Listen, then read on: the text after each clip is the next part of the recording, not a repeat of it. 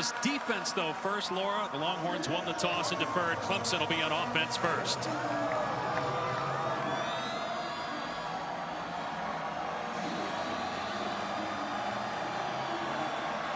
Will Stone booting it deep to Adam Randall, who set up the game-winning field goal in the ACC championship game with a great return, but it's a touchback, and will come out 2-25. So Cade Klubnik grew up 10 minutes from here. He was a star at Westlake High School, winning 3 state titles, but a Clemson fan growing up, now in his second year as the Tigers starter. He is so improved, being decisive and making good quality decisions in year 2 as a starting quarterback. And his athleticism will be on display. A playmaker, getting outside the pocket, extending the play, and tucking it and running it with the football. Third of the country in touchdown passes with 33.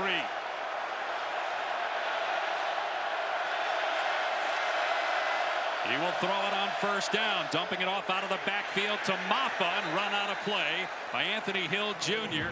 Great speed by the Texas linebackers. Anthony Hill Jr., so versatile, lines up all over, sideline to sideline, man-to-man coverage with Maffa out of the backfield on first down.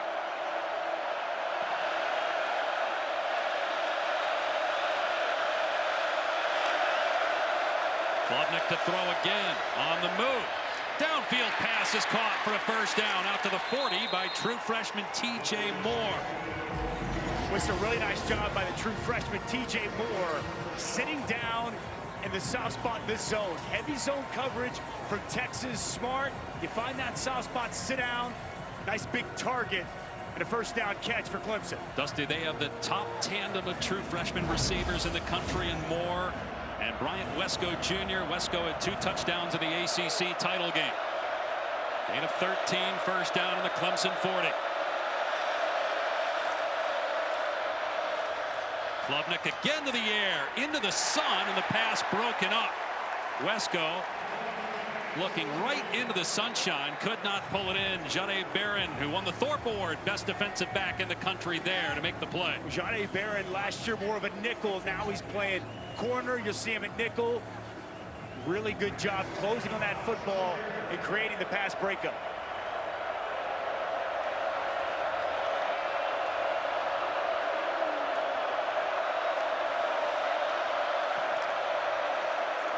Pressure up the middle. Klubnik delivers to Williams. Spun down short of the line to gain by about 2 yards at the 48. Williams' 72nd catch leads the team. Well, they bring pressure here. Anthony Hill Jr. is going to come on a pressure. Excellent identification. Quick slant inside to Antonio Williams, the go-to target on this Clemson offense. Williams, probably the most improved player at wide receiver on this team. Second in the ACC in touchdowns. And really the safety blanket for Cade Klubnik. Quarterback run, a part of this, and 3rd and short. Call his own number. Klubnik in trouble, a very good athlete though, taking off. Close to the first down as he's shoved out of bounds by Sorrell, and he does have it. Cade Klubnik, 7 rushing touchdowns this season. Well, Trey Moore is going to work inside on his rush, and he doesn't get home to Cade Klubnik. You see the elusiveness and the athleticism of Cade Klubnik. Really good rush inside initially, but as soon as Cade Klubnik evades that initial defender, open space out in front, a nice pickup on 3rd down.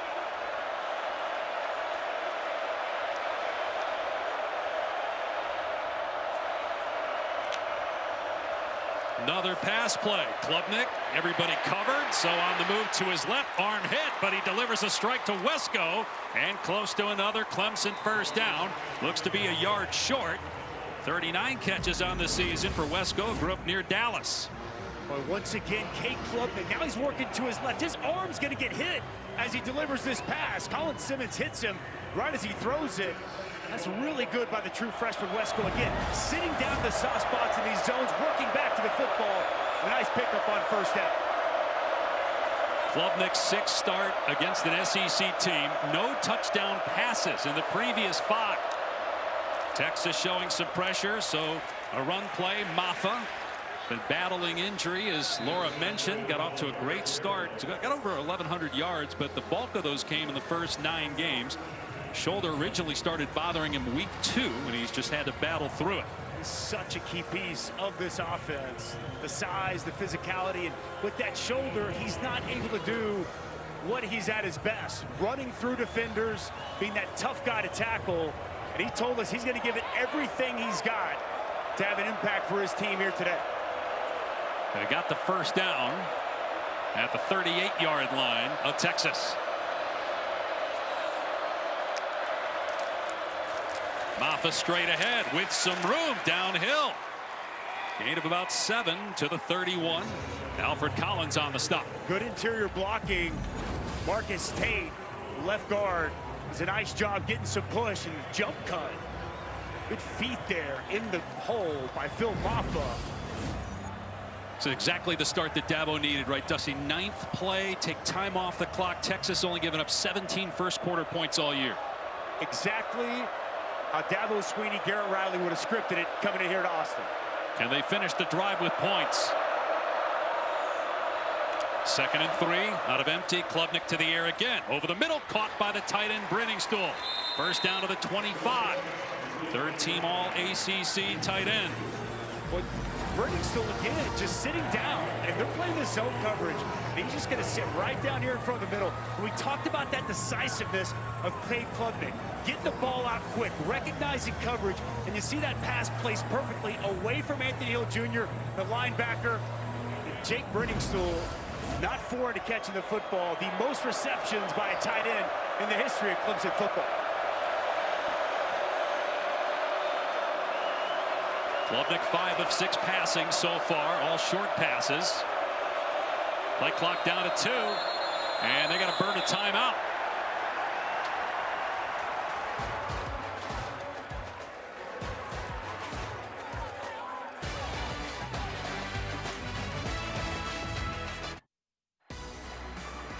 The College Football Playoff first round is presented by Allstate. You're in good hands. And in part by AT&T. Connecting changes everything. Klubnik out-dueled Ewers 4 years ago in the state championship game. Westlake beat South Lake Carroll 52-34. And actually in that game, 2 interceptions for Michael Taft, who's currently a teammate of Ewers at Texas. Fresh set of downs for Clemson. And Texas timed it perfectly. Gilbo beating the snap at the right moment, and a loss of 1 on the play for Klubnik. Well, you nailed it. Times this blitz off the edge. Perfect. And they're trying to run quarterback counter. Watch him just creep up. He's going to come off the edge. They're going to try to go backside. They want to run this quarterback counter right into the blitz. Gilbo just too quick. Lineman not able to get out in front. And a very impactful tackle for loss on first down.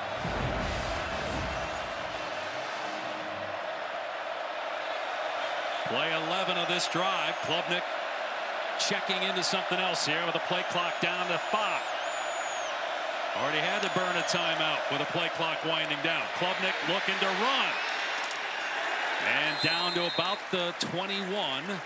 Knocked down by LaFau. It brings up 3rd down. So important here on this 3rd down. This is kind of exactly what defensive coordinator Pete Kwiatkowski said. You know, we'll give up the short throws. We just got to be really good in the red zone. Can they be a bend but don't break defense? Very important 3rd down right here. Antonio Williams, the go-to target outside. Wonder if we try to see them put something together to get him open as he motions across the field.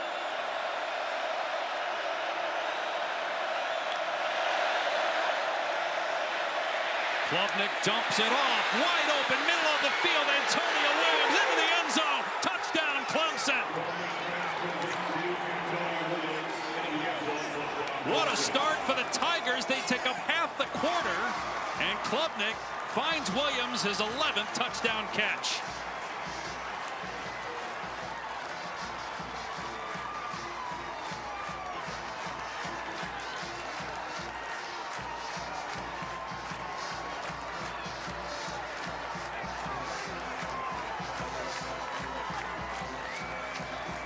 The confidence and poise of Cade Klubnik there on full display in that opening drive. Boozer makes it 7-0. Well, let's take a look at this. They knew they were getting man-to-man coverage. They knew when they motioned across, they were going to get the man-to-man. Jake Brenningstool is going to work his route up. As he works up, it's going to force this defender to go around. It's going to leave a wide-open Antonio Williams working across the middle of the field. Clemson needed a fast start and a quick touchdown. Tigers up early in Austin.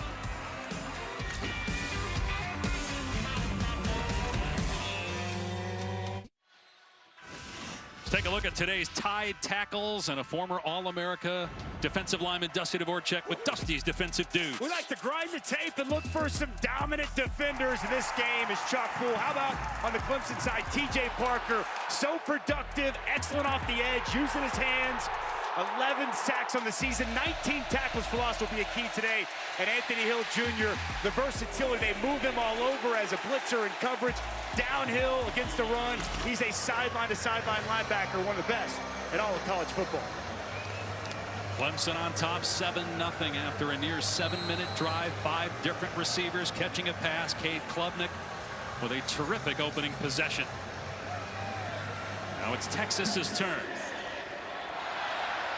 And the Longhorns will start in their 25. Quinn Ewers, in his 3rd year as the Texas starting quarterback, a native of Southlake, where he once, as we mentioned, faced Klubnik in a legendary state title game. Ewers recently named 2nd team All-SEC. His intermediate accuracy is off the charts. I mean, he can absolutely fit it in tight windows, and he can do it with all kinds of arm angles. Doesn't matter the arm slot, can work around defenders, and he's got that quick release to get passes off in all different ways. He did struggle in the loss against Georgia in the SEC championship game with 2 interceptions. He was sacked 6 times. Some of that was on him. They're going to run Wisner off the left side on the first play from scrimmage, and it's a gain of 5. A guy that had 12 carries all of last year, but the bell cow in 2024 at tailback. And I think he's going to be the workhorse in bell cow here today. Steve Sarkisian wants to run the football. Clemson's had some struggles stopping the run. Expect a heavy dose of Wisner this afternoon. Ewers will throw it to him, and running room. Wisner lowering the shoulder on the defender, gets the first down. And Wisner's one of our impact players for this football game. A downhill runner, plays with great physicality. And Matthew Golden, he's the playmaker outside. He's got great strong hands, go up and get 50-50 balls. When they push the football down the field, number 2 is where they like to go. 47 catches for Golden on the year. Meanwhile, Wisner now with 33. They love to throw it to him out of the backfield. Play action. Ewers setting up. Here's Gunnar Helm, the tight end, making the catch and carrying a defender with him out to midfield. Khalil Barnes couldn't make the tackle, and it's a gain of close to 15. Well, the freshman linebacker, Sammy Brown, he's going to get caught on the play action. He's going to work down, and you're going to see across the middle of the field, it's Gunnar Helm just working wide open. Ewers again off play action. Finds Ryan Wingo, is going to get more targets with Isaiah Bond, as Laura mentioned, out for today's game. That's catch number 25 this season for the true freshman from St. Louis. A nice confident throw. Ryan Wingo's got that great size, and he can get open. Good timing on that out route from Ewers to Wingo.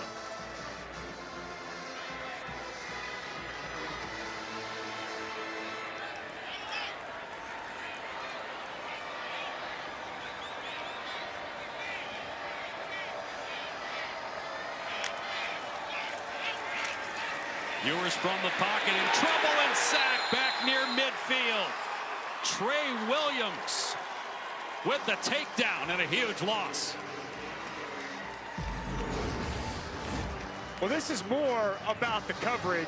But we're going to watch right here. Trey Williams just powerful, working on DJ Campbell. He's going to walk him right back to Quinn Ewers, but nothing open down the field as Williams engulfs Quinn Ewers for a big sack.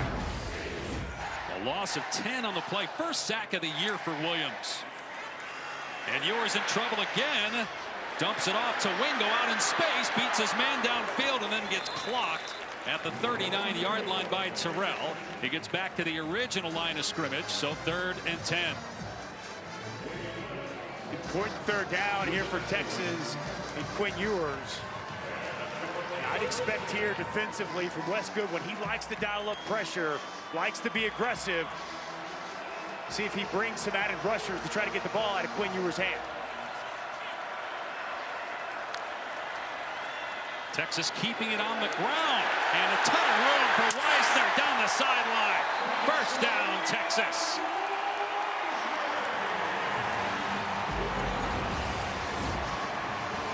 Well, he gave up a sack a second ago, but watch DJ Campbell on this outside zone have the key block to help spring Wisner. Nice job hitting it downhill, getting to the sidelines, and a big first down. You'll get it again. And this time, Peter Woods comes off a block to make the tackle. Woods, who's been in and out of the lineup due to injury, big-time recruit a couple years ago. They need him and T.J. Parker and Trey Williams, who we saw earlier, continue to make plays at the point of attack.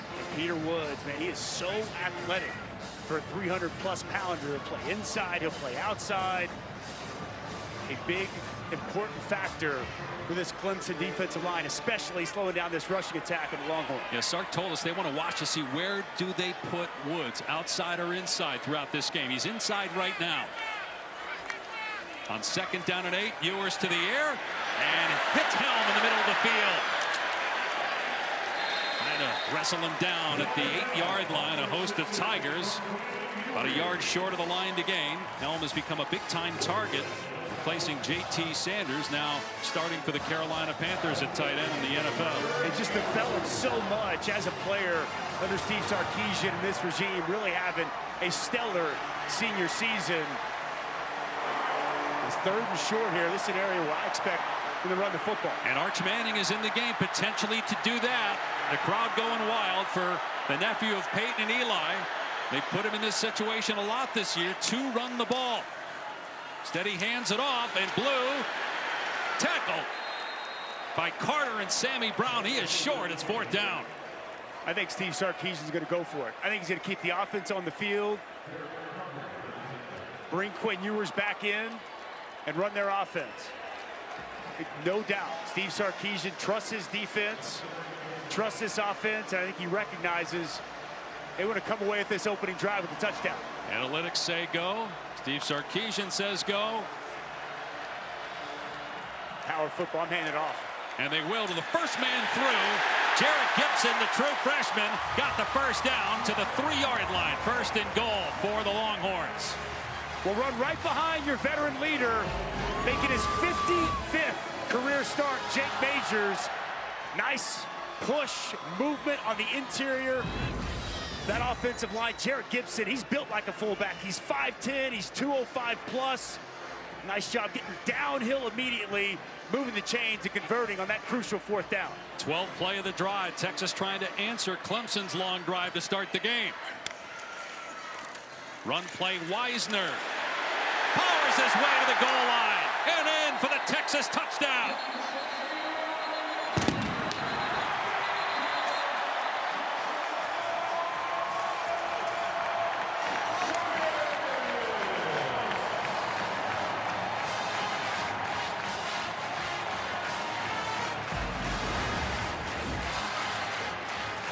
They've had red zone issues, and Steve Sarkisian told us one of the fixes, get back to running the football. They're one of the best offensive lines in the country throughout the course of the season. He leaned on that offensive line, leaned on that rushing attack, and Texas with a big answer in the end zone. And Sammy Brown, a 2-time state champion wrestler, could not keep the running back Wisner from hitting pay dirt. Definitely got across. And now Auburn on for the point after. That ties the game at 7 late in the 1st. Well, it's just a simple counter play. They're going to pull backside, tight end, and guard. Get up here, but it's the down blocks here. It's going to really open things up. Really good job by 81 Juan Davis getting on the linebacker. Touchdown for the Horns. We're all tied up here in the playoffs.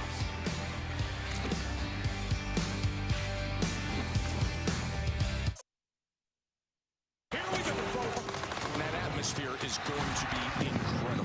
The college football playoff 1st round concludes tonight. The finale of our 4 first-round college football playoff games on campus ever. What a scene last night in the cold in South Bend with Notre Dame winning, and earlier today at State College, Penn State advancing. A little bit different here with temperatures above 60. Randall signaling for the fair catch, and Clemson will start the next drive on the 25. Each team with a 6-minute-plus possession, ending in a touchdown here in the first quarter. We are tied here in Austin after Clemson scored. Dabo Swinney went up to his quarterback, Cade Klubnik, and said, I love our game plan against man-to-man coverage. It is working. He also loves the poise of his quarterback, Dave and Dusty. He's been poised, he's been confident. They got in a lot of zone, but on that crucial third down, the touchdown, Texas brought the blitz. They knew they had the man-to-man, and a great combination to spring Antonio Williams free for that touchdown. We asked Dabo, how do you think Cade will handle coming back home? He said, if he was a freshman, I'd be concerned, but not as a two-year starter. And again, looks very comfortable out there. And a lot of friends and family in attendance. From the pocket, in trouble, and taken down for a sack at the 20-yard line. Barron Sorrell.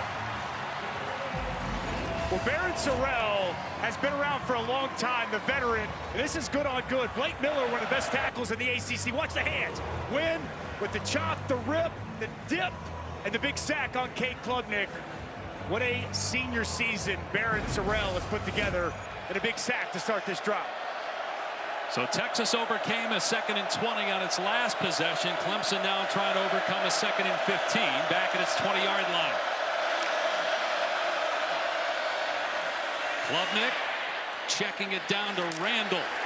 And he is stood up by LaFau. Going to be 3rd and long. Let's check in with Laura. Well, Dave, you just heard Taylor mention the poise of Cade Klubnik, and Michael Tapp, the Texas safety who grew up playing with Cade and when they were children, he said Cade Klubnik is the toughest player, the most competitive player I have ever known in my life. Said in the day and age where guys try to protect themselves, he's putting his body on the line every single play, and he hates losing more than anything in the world.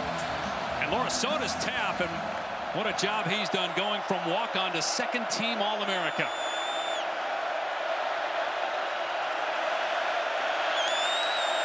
Klubnik on 3rd and long, trying to set up the screen to Maffa. And Maffa with room, but shoved out of bounds. Just short of the line to gain. Anthony Hill Jr. on the tackle. It's 4th and 1. Does Clemson dare go for it? The offense is still on the field. Boy, I expect Dabo Swinney to punt the football, maybe a hard count. Looks like he's keeping the offense on the field. Boy, backed up on your own 34-yard line. Hey, I guess Dabo Swinney saying he came to win. I don't know, though. You don't need it. It's so early in the game. I don't think they have to snap the football. They can wait and see what kind of look they get as well, Dave.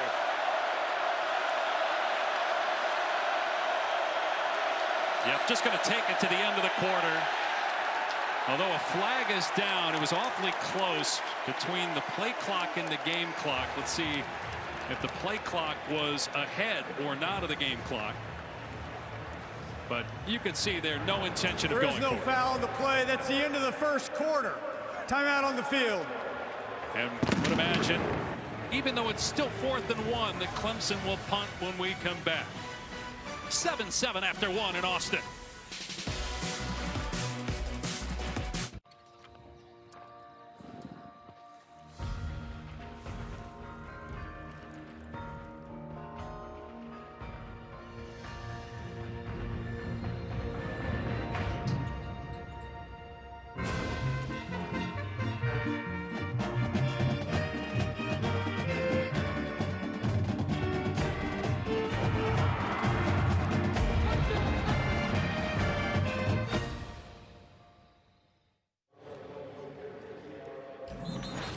You're watching the CFP first round presented by Allstate here with Clemson head coach Dabo Swinney. Critical 4th and 1. What goes into the decision?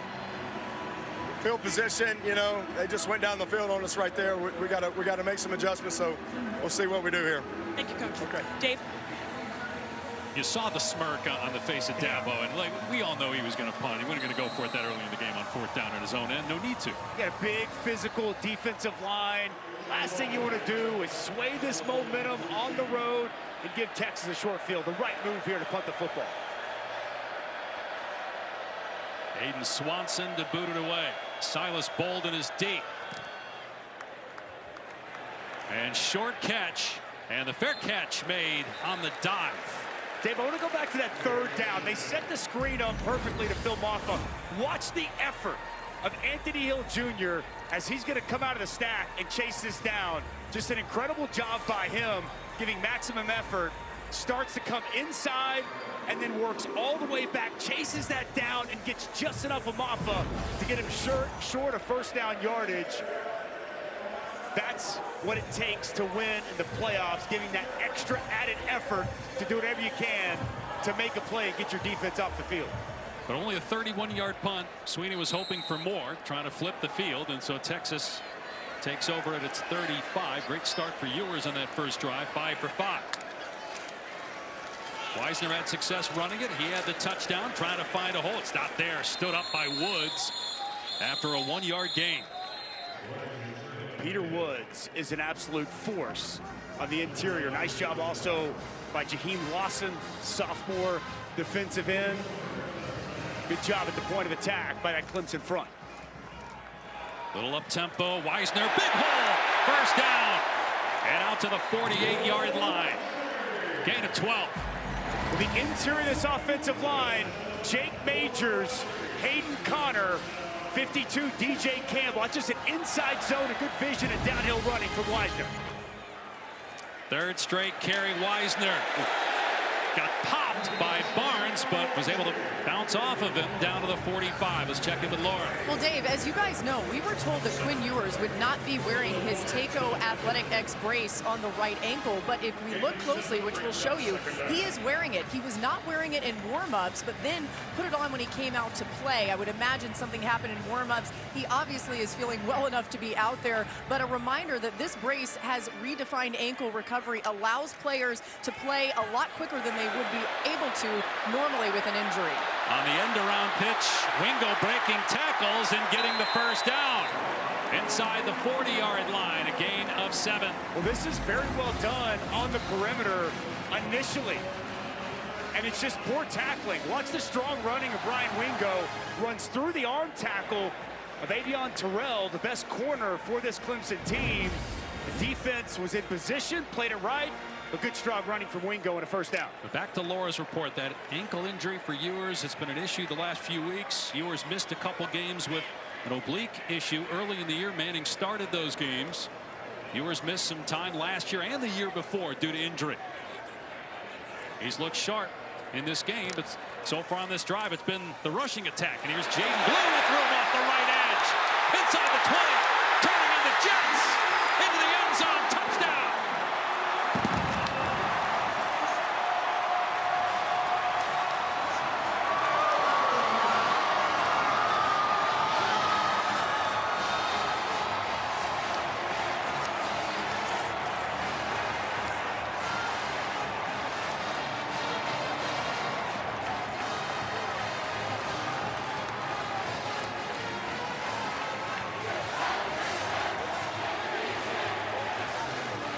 Jaden Blue, who's had some fumble issues this year. He's lost 4 fumbles, held onto the ball and showed off that great speed. The junior from Houston takes it to the house. Quick drive. And after trailing 7-0 early, Texas with back-to-back scores. Well, Dave Pasch, this is how you draw it up on the chalkboard. Kyle Flood's going to love this. His offensive tackle right here is going to be a combo up to the second level. And then right here, you're going to get a kick out. And there is a massive hole that opens up off the right side. Outside zone, blocked to perfection. Jaden Blue's got that burst, and he's got another Longhorn touchdown.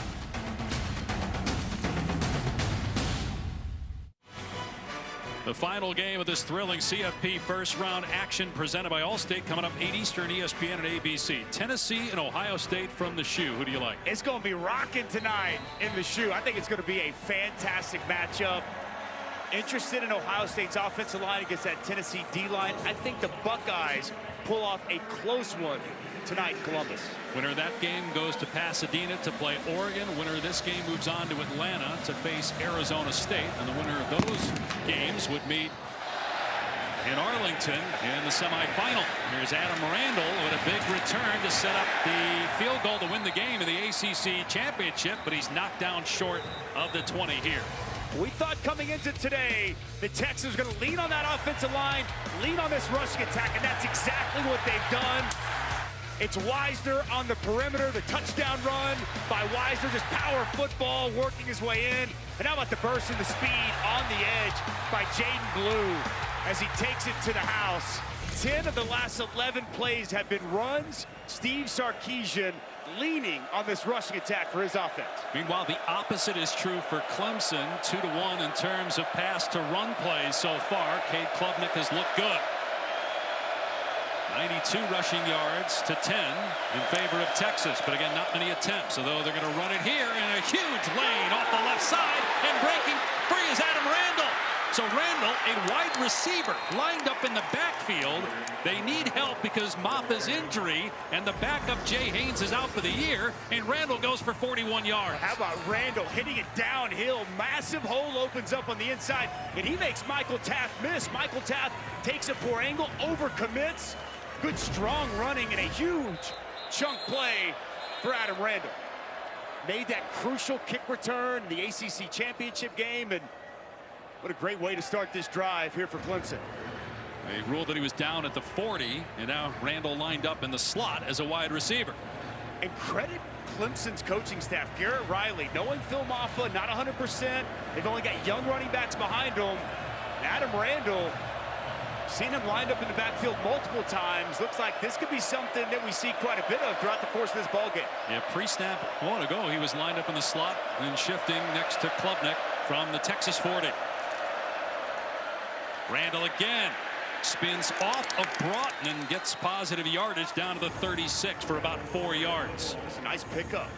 Initial defender hits him at the line of scrimmage. You see the spin, the lean and fall forward. He's a big body guy, every bit of 225. Strong, physical. What a wrinkle here from Garrett Riley in this Clemson offense. And you touched on his girth. The backup running backs behind Maffa are 215 or less. The true freshmen are 200 and 210 pounds respectively. So power against power with Randall leaking out of the backfield. And Klubnik in trouble and spun down for a sack by Ethan Burke. Burke, who played with Klubnik at Westlake High School here in Austin, tackles him for an 11-yard loss. Well, they're going to work a game off the side, and Burke's going to come clean late. You'll see this defensive tackle get vertical. You'll see Burke come late on the looper inside. He gets to Klubnik, and he gets him to the ground, setting up 3rd and long for this Clemson offense.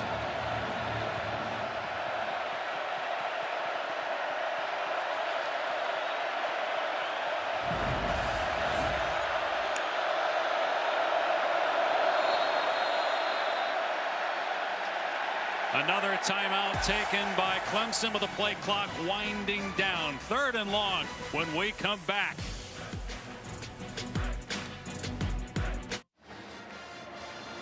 Don't want to miss an upset?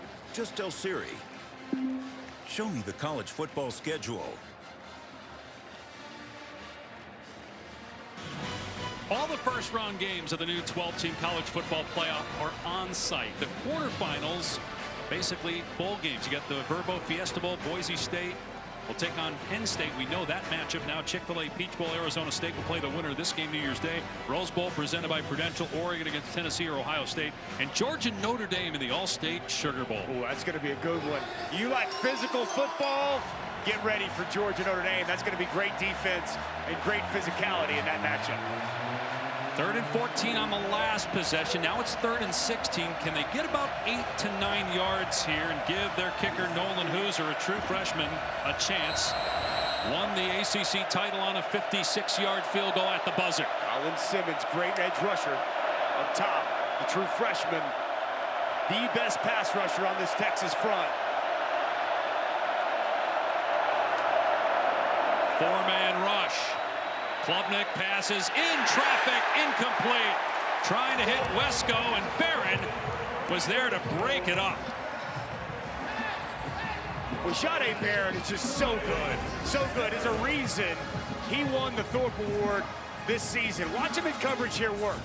Gonna sit back, and the break on the football, so good. Eyes on the quarterback, in perfect position to jump that rack, get his left hand in, and get the pass break up. play at nickel, play at corner. He's good man, he's good zone. Smart, savvy veteran who wanted to leave a legacy here in Austin, and he's done that this season. This was his team growing up here in Austin. They need a good kick. It's not great. The last punt by Swanson only went 31 yards, and that helped Texas get good field position, which they turned into points. That was a 34-yarder, so only 3 yards better. There is a flag down on the far side in front of the Texas bench.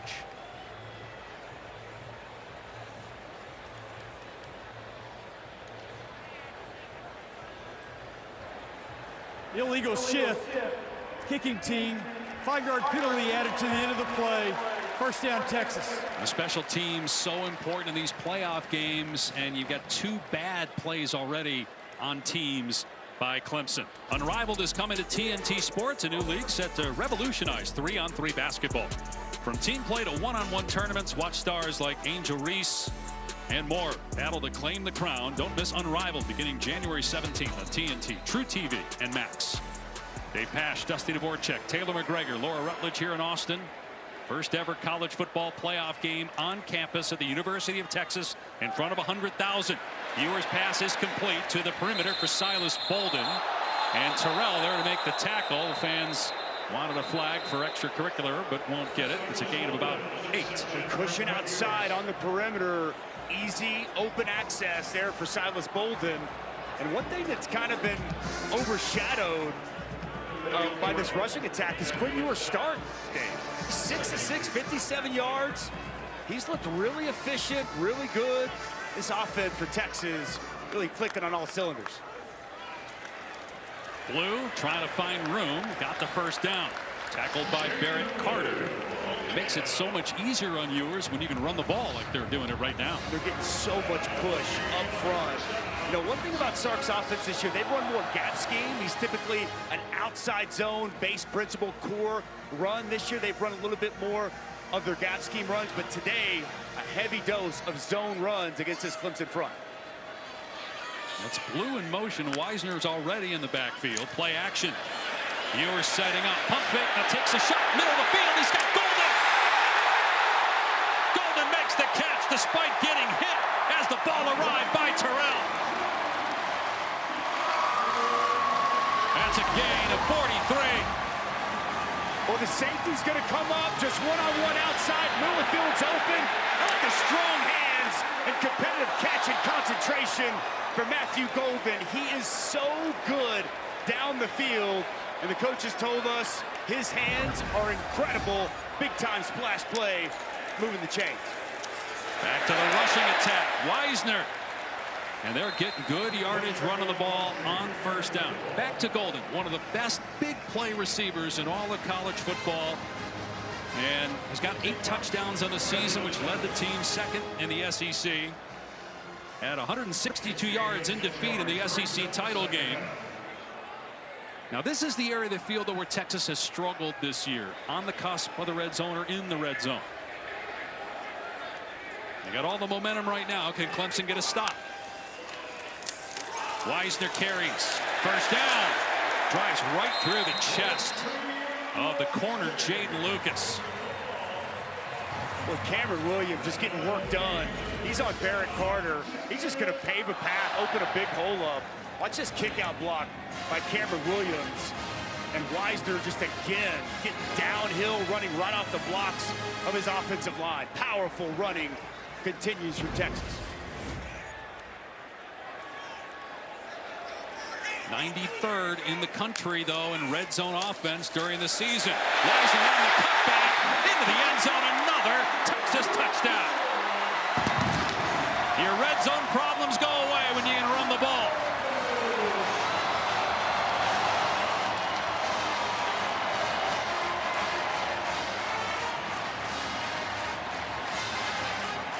I mean, wow. This Texas offensive line in the run game has been tremendous. We talked to Kyle Flood yesterday, and you could tell he loved this offensive line, a veteran group, talented. Kelvin Banks, an award winner, but Jake Major's a veteran, and they've been getting work done here this afternoon. 6-play, 82-yard drive. Took about 2 minutes and 57 seconds off the clock. 21 unanswered points by Texas. Dave Pash, watch DJ Campbell and what he's about to do here. And then you're gonna see Jake Majors get on the second level and secure a massive hole and yet another touchdown on the ground for this Texas offense. It's been an incredible start for Texas running the football.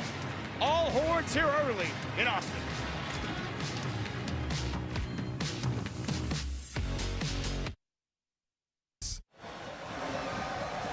Nothing like a run game to help a quarterback who had been struggling with turnovers. He's only had to throw it 7 times, completed all 7. A lot of high percentage throws with the exception of that one deep ball.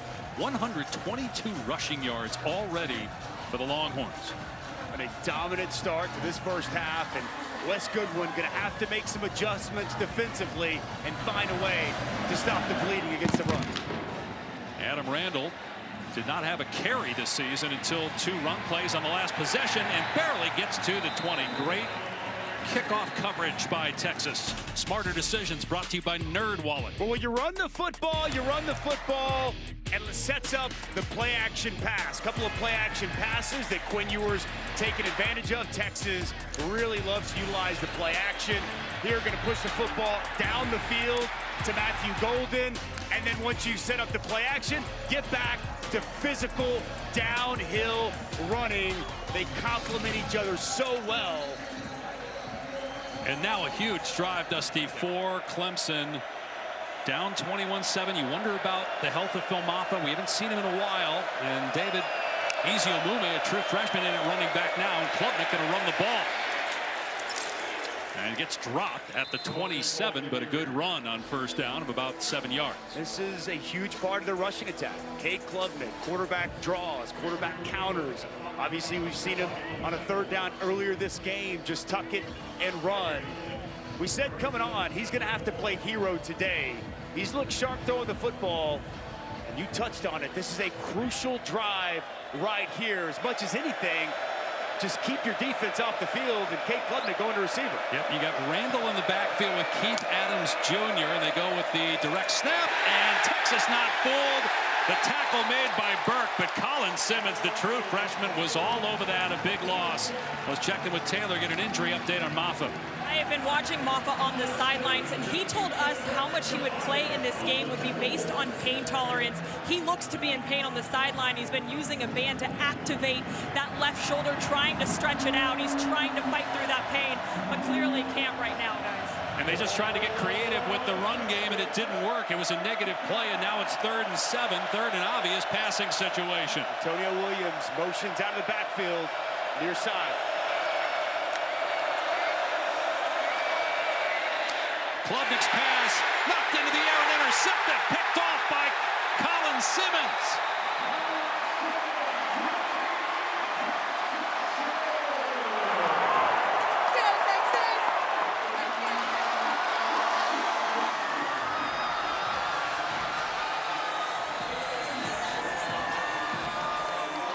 Well, it's the freshman Colin Simmons, back-to-back plays, the TFL on 2nd down, the interception on 3rd, but it's the veteran, Barron Sorrell, that's going to make this play. He's going to work inside, and as he's going to shut his rush down, he works inside, shuts his rush down, gets his hand up right there in the pass lane, ball's up in the air, and Colin Simmons says, give me that, as he goes up, brings in the interception, and sets up the short field for his offense. Just the 6th interception thrown by Klubnik. Dabo trying to keep his junior quarterback confident, but on quick change. Dangerous time for Clemson right now. Texas going back to the run game. Jaden Blue flanked by defenders with cuts in the hole. Gets about 8 yards down to the 19. You see the shiftiness from Jaden Blue. And a great compliment, Wisner and Blue. More explosive bursts, make you miss from Blue, and more downhill physical running from Wisner. Blue again. And brought down short of the line to gain, bringing up 3rd down. And Jonathan Brooks last year as the featured tailback, and C.J. Baxter was going to be the starter this year. He got hurt. Christian Clark also injured, so Wisner barely touched the ball last year, became the #1 guy when Jaden Blue started out that way as the season began, started to fumble the ball, but both getting a lot of work here in this game. Jared Gibson checks in the game. Last time we saw him, they handed it off to him in that fullback position in short yardage. And he did pick up the first down when they did that. They give it to him again, and this time he's met by Woodaz. A huge play by Clemson defensively, and now it's 4th down. I think if you're Sark, boy, you put points on the board, you move this to a 3-score game, but he's keeping the offense on the field. The way they've run the ball, though, it's not really surprising, right? No doubt. They have had their way up front on the line of scrimmage, but you want to come away with points off a turnover, but Sark quickly decides he's going for it here in this spot. Same formation with Gibson as the fullback. But it's a pitch to Blue, trying to find the lane, and he's dragged down and did not get it. A turnover on down. Sammy Brown, the true freshman, makes the play for Clemson.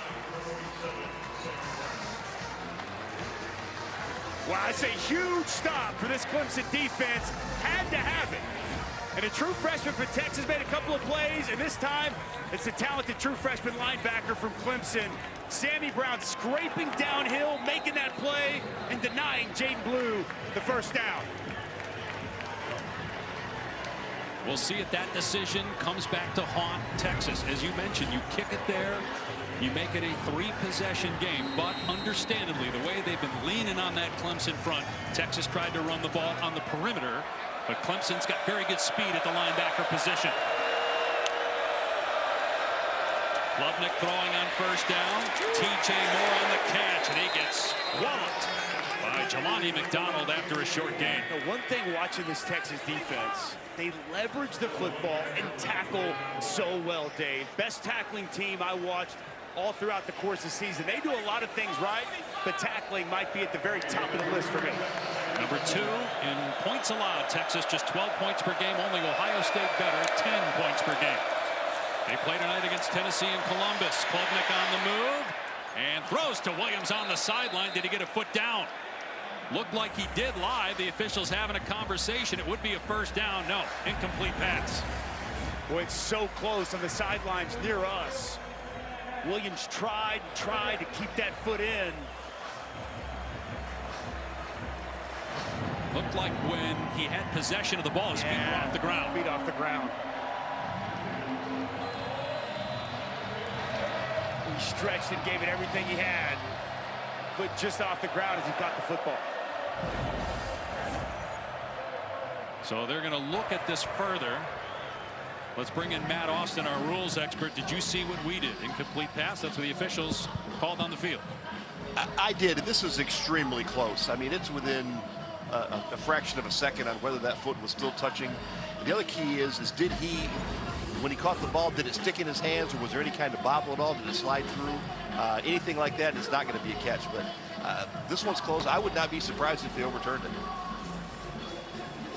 Isn't this a situation, though, Matt, where because the call on the field is an incomplete pass, do we have indisputable video and evidence to overturn this? I mean, it still seems like there's some doubt, Matt. Well, that's the key. You have all the views you need.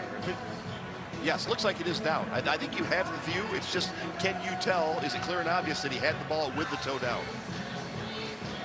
And then watch, too, when the ball hit the ground, when he went out of bounds, and the ball moved. Now, again, if your hands are under it and the ball hits the ground and you maintain possession, it can still be a complete pass. But if the ball hits the ground and then moves, it's incomplete. Did he survive the ground there? After review, the ruling on the field stands as called incomplete pass.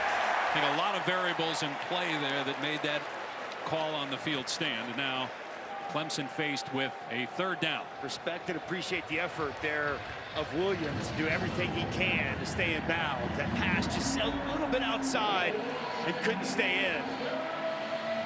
Clemson been in 3rd and long a lot, and that's not good against this Texas defense. They've got a couple sacks of Klubnik already. Showing pressure here on 3rd down. It's like they're to dial it up and come after it. 5-man rush. Klubnik hit as he throws, and it's knocked down by Brunt. Second batted ball. Klubnik ends up on the ground as well. This time, though, the deflected pass is not intercepted, and so Clemson will punt. Well, Broughton inside. He's just going to get his hands up and create this pass breakup. Second time we've seen Texas defenders shut their rush down, get right in that throwing path of Cade Klubnik and get their hands up. And a nice job on third down getting off the field. Aiden Swanson, the 6th-year punter, has struggled today. A couple of short kicks. They need a big one right now to try to flip the field. Swanson taking his time to set up, allowing the Gunners to get downfield. Another short punt, and it looked like a friendly fire there as Silas Bolden got run into by Juan Davis, his teammate. The ball on the ground, but Texas recovered. Well, this is really good by Silas Bolden. The concentration, because as you mentioned, friendly fire. He gets run into it. He gets right back on top of that football with multiple Clemson defenders draped around him. Silas Bolden, fearless punt returner. That is a heads-up play to get back on top of that football, Dave. Strong hands, too, with a couple of Clemson players sticking arms in there trying to rip the ball out. So Texas survives a potential disaster.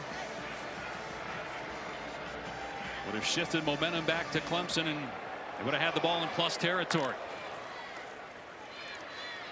Ewers spinning around and dumping it off. And this is going to be a big loss. Woodaz there to wrap up Wisner on a very slow developing play that loses about 7 yards. This is part of what they do. This is the screen game that they have in the misdirection. They're going to boot out one way and then throw back the other way. And an excellent play by Woodaz and multiple Texas players down. And an offensive lineman.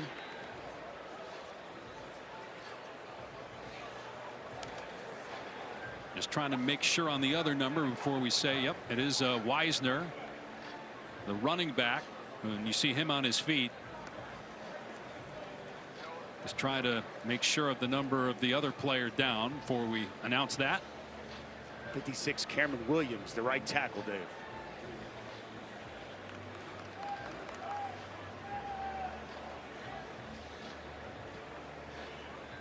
So loss of 6.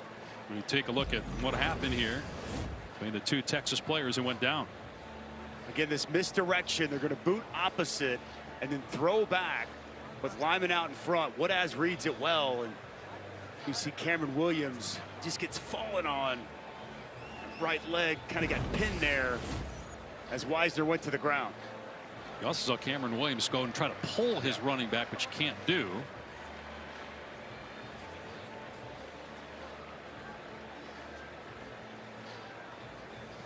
And that play took so long as well. Ewers lucky he didn't get sacked there.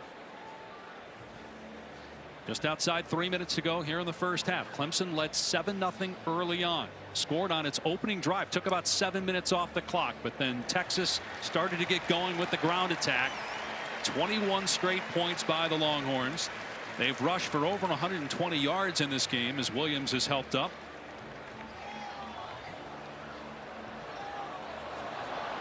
Texas's defense has been, as we mentioned, one of the best in the country, and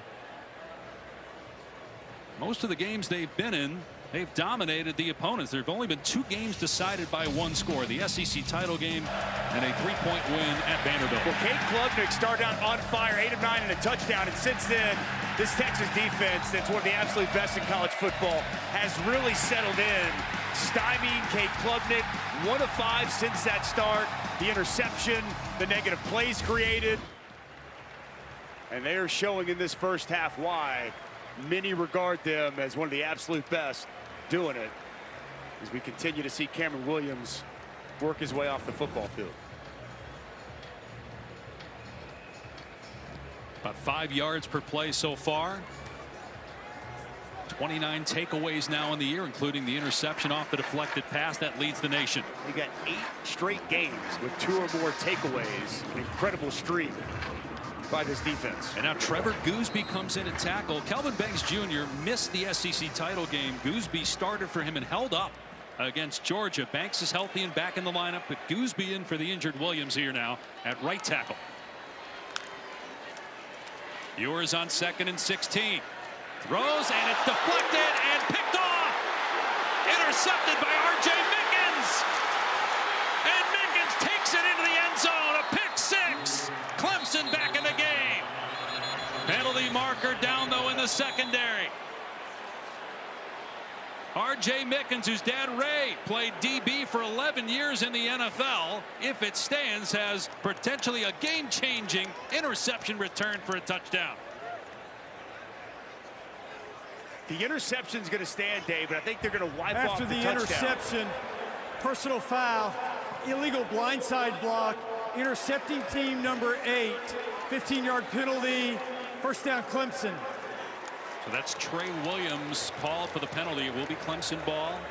Just heard from Ron Snodgrass, the referee. Jake Majors, the outstanding center, is injured for Texas. Well, DeAndre Moore on the whip route, the ball right off his hands. He just drops his balls up in the air, and then it's Mickens in perfect position after Barrett Carter misses it initially. Mickens right where he needs to be. Game-changing play to get Clemson the football back, but the illegal block wipes the touchdown away.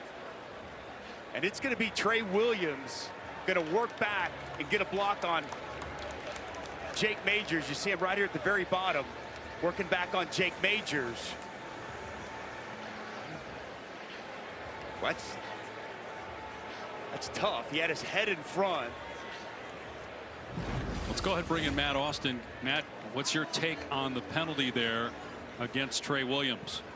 Yeah, Dave, I think that's a good call. It was called a blindside block, not a block in the back. So the defender did not see the block coming.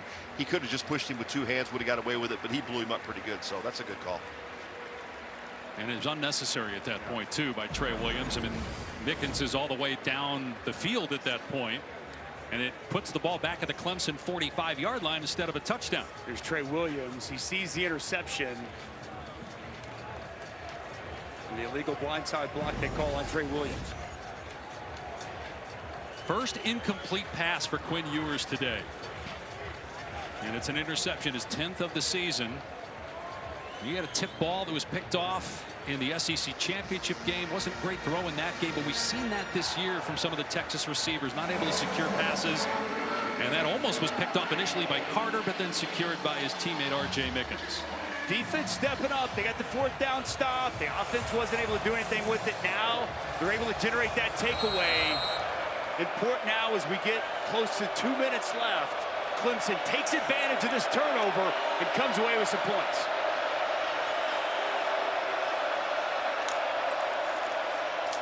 Klubnik off play action, fires to Williams. Williams got a touchdown in the first quarter, and a big play here.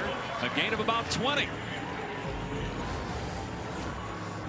Well, boy, a little RPO action.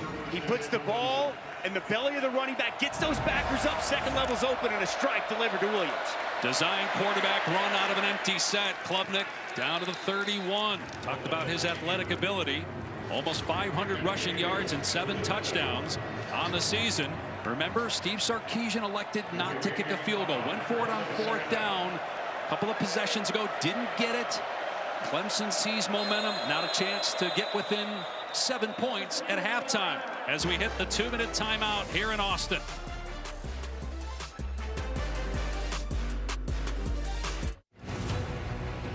True Power begins with Control. From the epic universe of Dune comes a new HBO original series set 10,000 years before the birth of Paul Atreides. Don't miss the finale of Dune Prophecy, streaming tomorrow 9 Eastern on Max. Dave Pasch, Dusty Dvorak, Laura Rutledge, Taylor McGregor. You look at what Clemson has done the last 4 drives after that opening drive touchdown. They got something going here, though, after the Mickens interception. On 2nd and 5, play action. Klubnik on the move to his left, finds Wesco. First down, inside the 20. And out of bounds at the 19 for a 12-yard pickup. I love the timing of this. Watch the route running by Brian Wesco outside. Shuts it down, little comeback, works back, and that ball's on him before Muhammad can react and get in front. Really good job by the true freshman working open on the perimeter.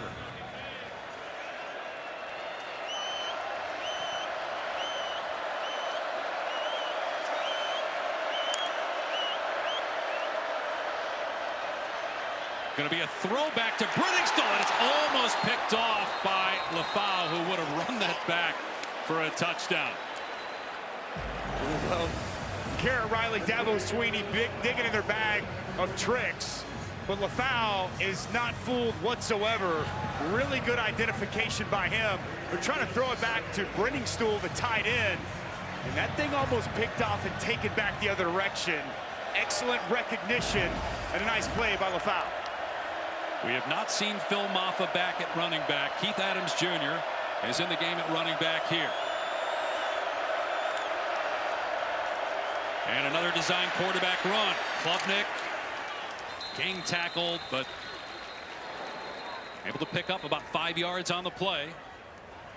Start to wonder if Texas starts to use some timeouts here, Dave.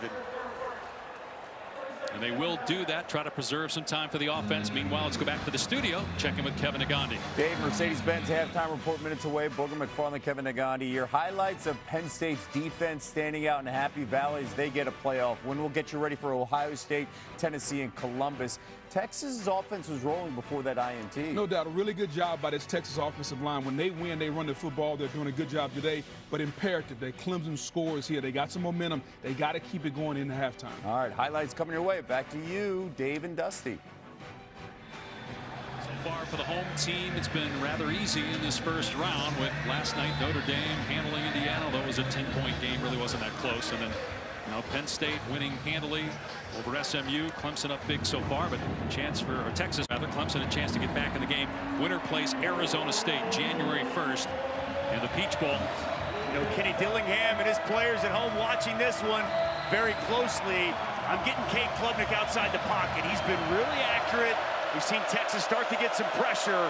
Trusting Cade on the move with a run-pass option.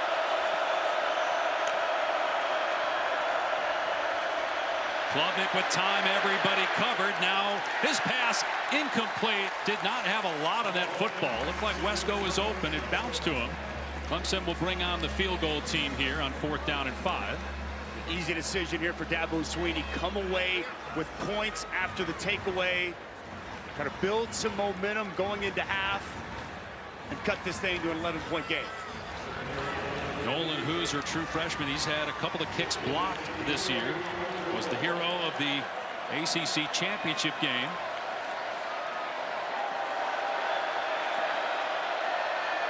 .32-yard attempt. And it's good. So 21-10. Texas over Clemson with 1:33 to go. The Longhorns will get the football with 2 timeouts to work with. Going to be interesting when Texas gets the ball back, because on that last possession of back-to-back plays, 2 starting offensive linemen and their starting running back both went down. So we'll see if they're available, and if not, how Coach Sark handles the play calling. 100%, and that's what we don't know yet. Jake Majors, especially the center, so good. Hayden Connor, the left guard, he is the backup center, so we'll just see. It might be a shuffling of offensive line. If that's the case, maybe you just hand it off, try to lead on Jaden Blue, see if you're able to get a chunk run, but just fascinating to see exactly who trots out there for this offensive line here to close out the half. Year 4 for Sark, done a great job turning this program around. Just 5 wins his first year, but last year won 12. Penalty flag down as that kick goes out of play. And let's check in with Laura. All right, we are keeping an eye on these Texas injuries down here, and we're about to see exactly who goes out there. But Contravian Weisner has been on the bike down here, trying to keep what looks like his right leg at least moving as much as possible, but he's been in a lot of pain. Jake Majors, the center who is so crucial to this team, he's in the locker room right now, so you will not see him out on the field. And then Cameron Williams came out of the medical tent, and the athletic trainer took his helmet. So we'll continue to monitor his status as well and get updates as we can leading into the second half. Cameron Williams back out there, right tackle. Hayden Connor moves from left guard to center, and Cole Hudson in at left guard right now for this final drive of the first half. Ewers to throw after the bad kick that went out of bounds. Long pass and almost interception by Terrell. Could not come up with it as he dove to the ground. Clearly Ewers not on the same page with Ryan Wingo, the receiver. Wingo getting more time with the injury to Isaiah Bond. And Ryan Wingo works inside. Quinn Ewers tried to deliver that pass outside. So close for Avion Terrell, going down, trying to bring that interception in, goes right between his arms onto the turf. And Cameron Williams just came out again. Trevor Gooseby back in at right tackle for this play. Ewers to the air again, trying to set up a screen, and Jaden Blue is loose. First down. Finally ripped to the ground at the 44 by Barnes, but a big play with just outside a minute to go in the half. This is set up so well. Peter Woods gets that initial pressure. You got to plant, retrace if you feel screen. One of the best screen teams with a big conversion. Blue on the move again inside the 40. Down to about the 38.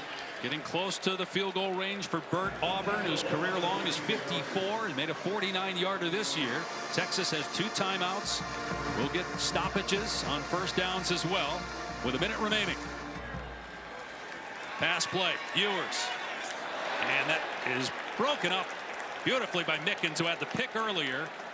Helm was the intended target. Now it's 3rd and 3 with a clock stop, 53 seconds left. We're really good by R.J. Mickens. He reads this. Watch the ground that he closes as he comes in and is able to get the pass breakup. Outstanding job as he gets that hand in front. Now a big 3rd down. See them keep this on the ground here, Dave. Instead, Ewers to the air with time. Now the pocket breaking down. Ewers taking off. Got the first down. And slides to the 26. Gain of 12 on 3rd and 3. Peter Woods got on the wrong side of the center. That lane opened up. And an excellent pickup by Quinn Ewers. Ankle showing no effects on that first down conversion. Ewers short throw. Inside the 20 is Moore. Short of the line to gain, so Sark will call a timeout. That will leave Texas with 1 and 33 seconds remaining. Certainly in field goal range now. Well, it's a big 3rd down conversion by Quinn Ewers. I want you to watch Peter Woods. He's going to work, and he's going to get right here, and it's going to open up a lane for Quinn Ewers. You got to keep that 2-by-2 rush relationship, and as soon as he gets on the wrong side of the center, as that gap opens up, the identification by Ewers, tucks it, and he gets a big first down. You were talking earlier, Dusty, about how Sark has turned things around. And you look at the depth of the O-line. You get 2 starters out there still moving the ball. The way the defensive line has been the last 2 years, that's the biggest difference with. I mean, Texas was the only 1-loss team in conference games in the SEC this year in their first year. Phenomenal. And Kyle Flood has got to be so proud of what they're able to do. And Hayden Connor's played a lot of football, and he's a veteran. And to be able to have him slide over and fill that void of Jake Majors, and there's really no drop-off. It's tremendous. Now, Cole Hudson, he plays a lot of football. He rotates in anyway, and he slides in at left guard. But as you touch on, Dave, the depth that they've created up front, it's been a big difference in why Texas is back to one of the best teams in college football. Ewers to throw again, firing into the end zone. Helm! Touchdown, Texas!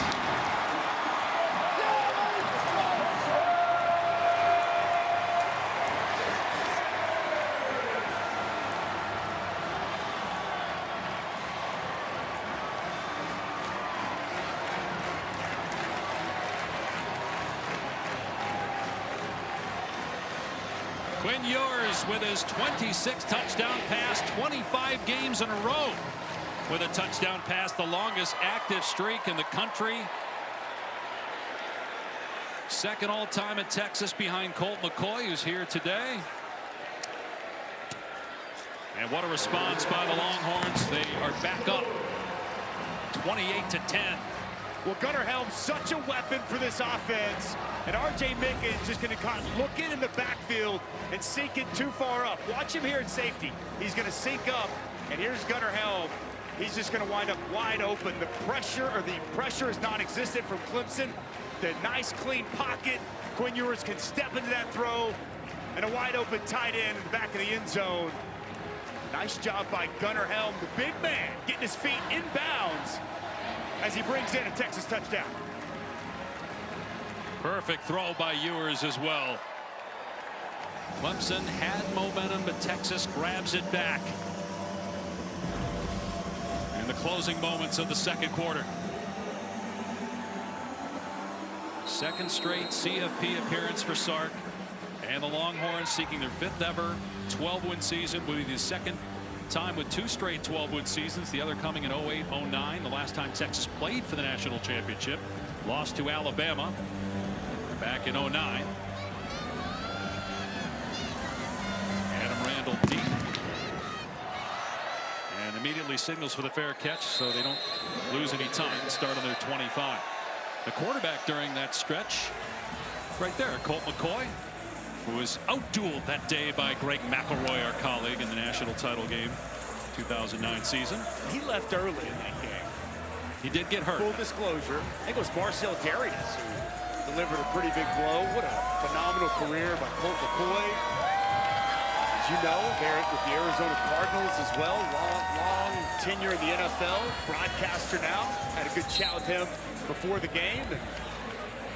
All right, Dave Pash, Matthew McConaughey. I bet he likes what he's saying here this afternoon. One timeout left for Clemson, 28 seconds remaining, and Tigers just going to hand it off here. Jarvis Green out to the 28. Clemson can go with a little tempo, just try to get a chunk play on the ground on that first down and only came up with 3 yards. Klubnik steps up and his pass over the middle caught. First down, Green. So the clock will stop for a moment to reset the chains. Got a timeout, 6 seconds left. Can you get something 10 to 15 yards downfield? You're out of timeout, so now it's got to go to the sideline. Hopefully give your kicker a shot. You got to get at least to the 40-yard line, and it's got to be quick. There's time, but it's got a timeout perfect. We were standing down there in the pregame, right there with Hoosier. From the 40, 57-yarder, he was just short. Now, that was going the other direction, but you want to get right inside the 40 to feel good about him being able to connect and maybe tack on 3 more here before the break. We are a month away from the national championship being decided at Mercedes-Benz Stadium in Atlanta, January 20th. This is the first round. All these games on campus, including tonight in Columbus, and then bowl sites will host the quarterfinals and beyond. Arizona State awaits the winner of this game at the Peach, and Oregon at the Rose for the winner of the Buckeyes and the Vols. 6 seconds left, and Texas sending 5 defensive backs 20 to 30 yards downfield. Clemson just going to run out the half here. Jarvis Green tackled at the 44, and the first half of the first ever college football playoff game on the University of Texas campus in the books. Longhorns had a failed 4th down conversion, but still put up 28 points. And Sark is with Laura. All right, thanks. Coach, we'll wait to get some injury updates for key players, but what can you say about the way this offense has clicked? Well, we got balance, and that's something we needed to strive to have in this game. The running game got going early, and then we found some explosives in the pass game. All right, thanks so much. All right, thanks a lot. Here's Taylor McGregor with Dabo Sweeney. Thank you. Coach, what adjustments have to be made to slow down Texas's offense? We got to get in there and talk about it. I mean, we can't stop them right now, so we got to find a way. Good job getting a couple turnovers, but we're just feast or famine on defense, and that ain't a good thing. Thank you. Dave.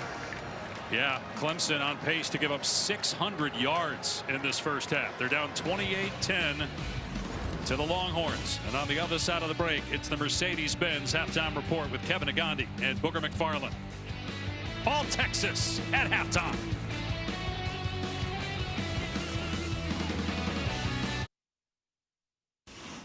Welcome to the Mercedes-Benz halftime report. After a Clemson field goal in the final 2 minutes, how about Texas responding? A 65-second drive. Quinn Ewers to Gunnar Helm, 25 straight games with a touchdown. That is Ewers in a passing game for Texas. Booger McFarland, Kevin Agandi here. Right now, 28-10. And when you look at the numbers, it feels like it's much bigger than that because of the physicality of Texas on the offensive defensive lines. No doubt. And when you look at the way Texas's defensive line has been dominating the game, especially from a standpoint of getting at Klubnik, making him nervous in the passing game, and then on the offensive side of the football, Kev, it's really simple. When Texas runs the football, they average 189 yards rushing per game. When they lose the 2 games at Georgia, they average 30. Today, Kev, 148 yards rushing in the first half. So they are well on their way. And this offensive line, led by the Outland Trophy winner, Kelvin Banks Jr., is doing an outstanding job. They're opening holes, Kev, even you can run through. Yeah, absolutely. Quintravion Wiesner fantastic. The Texas kid, 80 yards in the first half. Jaden Bluebeck, giddy up. And then here is Ewers. He looked really good in the first 2 quarters. No doubt. He was finding guys, Kev, easy throws. Sark did a really good job of dialing up throws that he could make that were real easy. Remember, no Isaiah Bond, so they got Gunnar Helm involved. Outstanding job by everyone involved in Burn On. You mentioned the numbers here. Here's a breakdown. The first 13 games, what they did in the first half when it came to rushing, just 65 yards, nearly 150 yards on the ground. By the way, Clemson, on average, gives up 151 rushing yards per game. Exactly, Kev. They're well on their way to giving that up and more today. Big sign. That's good for Texas. The scrambling of Ewers as well. The ankle looks really good. Yeah, good point. Speaking of looking good, Penn State's defense, they do something we've never seen before in the playoff era. We'll show you next.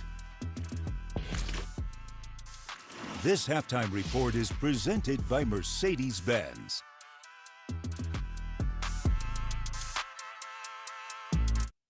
You're watching the Mercedes-Benz halftime report. Boog and Kevin back with you. Our early game in Happy Valley, and they were happy with the defense. It was a nightmare for Kevin Jennings and SMU in the first half. Yeah, just too many mistakes by Kevin Jennings. That one right, Kevin Jennings. That one right there, Kev probably should have ran and got the first down. And then he threw 2 pick sixes. He looked like a young man where the moment and the stage was a little bit too big for him. And some of his inadequacies, the off-balance throwing, the inaccurate throwing showed up in this game. And you felt bad for SMU because they've played a lot better throughout the season. First time in the playoff era, a team had 2 pick sixes in a half. Dominic DeLuca and Tony Rojas. DeLuca again right there. SMU had given up 31 points all season off turnovers. They gave up 21 today.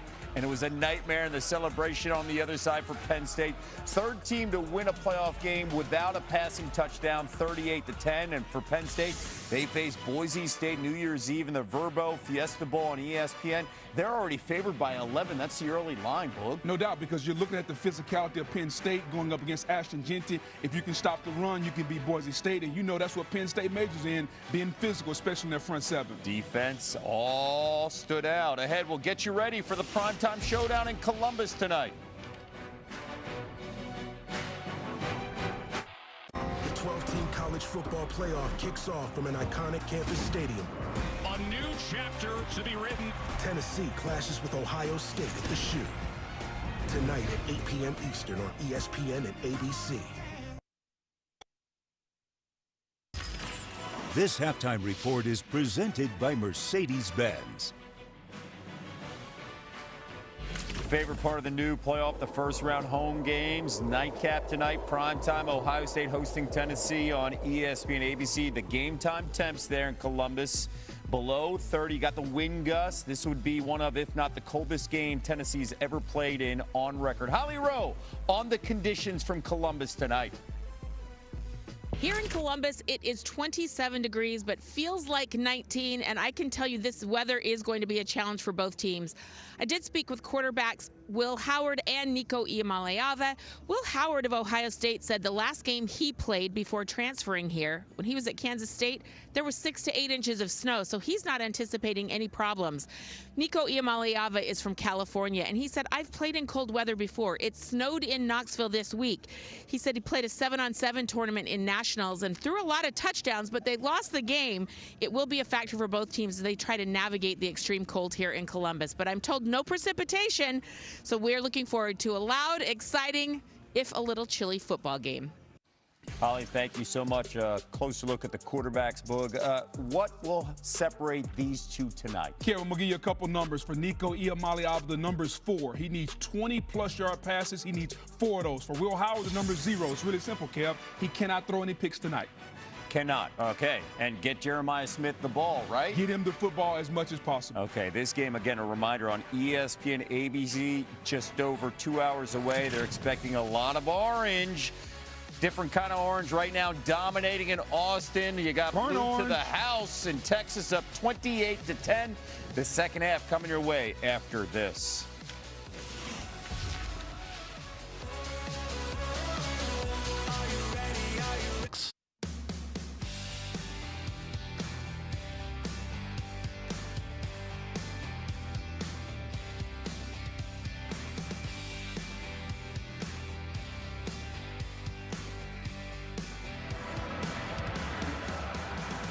You're watching the CFP first round presented by Allstate. 100,000 fans gathering at Texas Memorial Stadium, the first ever college football playoff game on campus. Matthew McConaughey, hey, the way that offensive line is blocking, he might be able to take some handoffs and get some movement here in the second half, because Dave Pasch does see the board chick in the booth. The way Texas blocked and the way they ran the ball, it opened things up in the passing game for Quinn Ewers. They basically got whatever they wanted on offense. The offensive line really leaned on that Clemson defensive line, and this game was really blown open by the Texas rushing attack.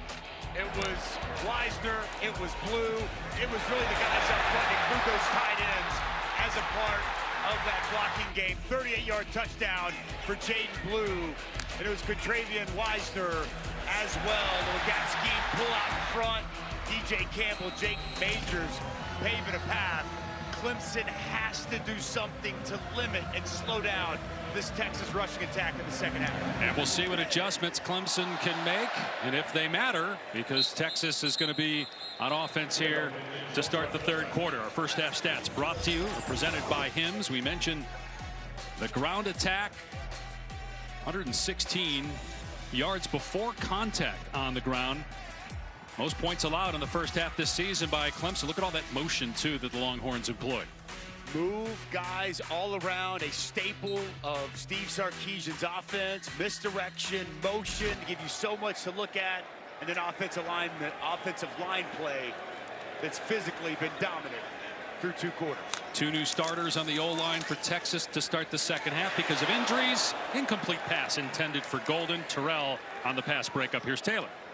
We have to get a stop. That is what Dabo Swinney made very clear to me. And Dusty, you mentioned Texas's rushing attack.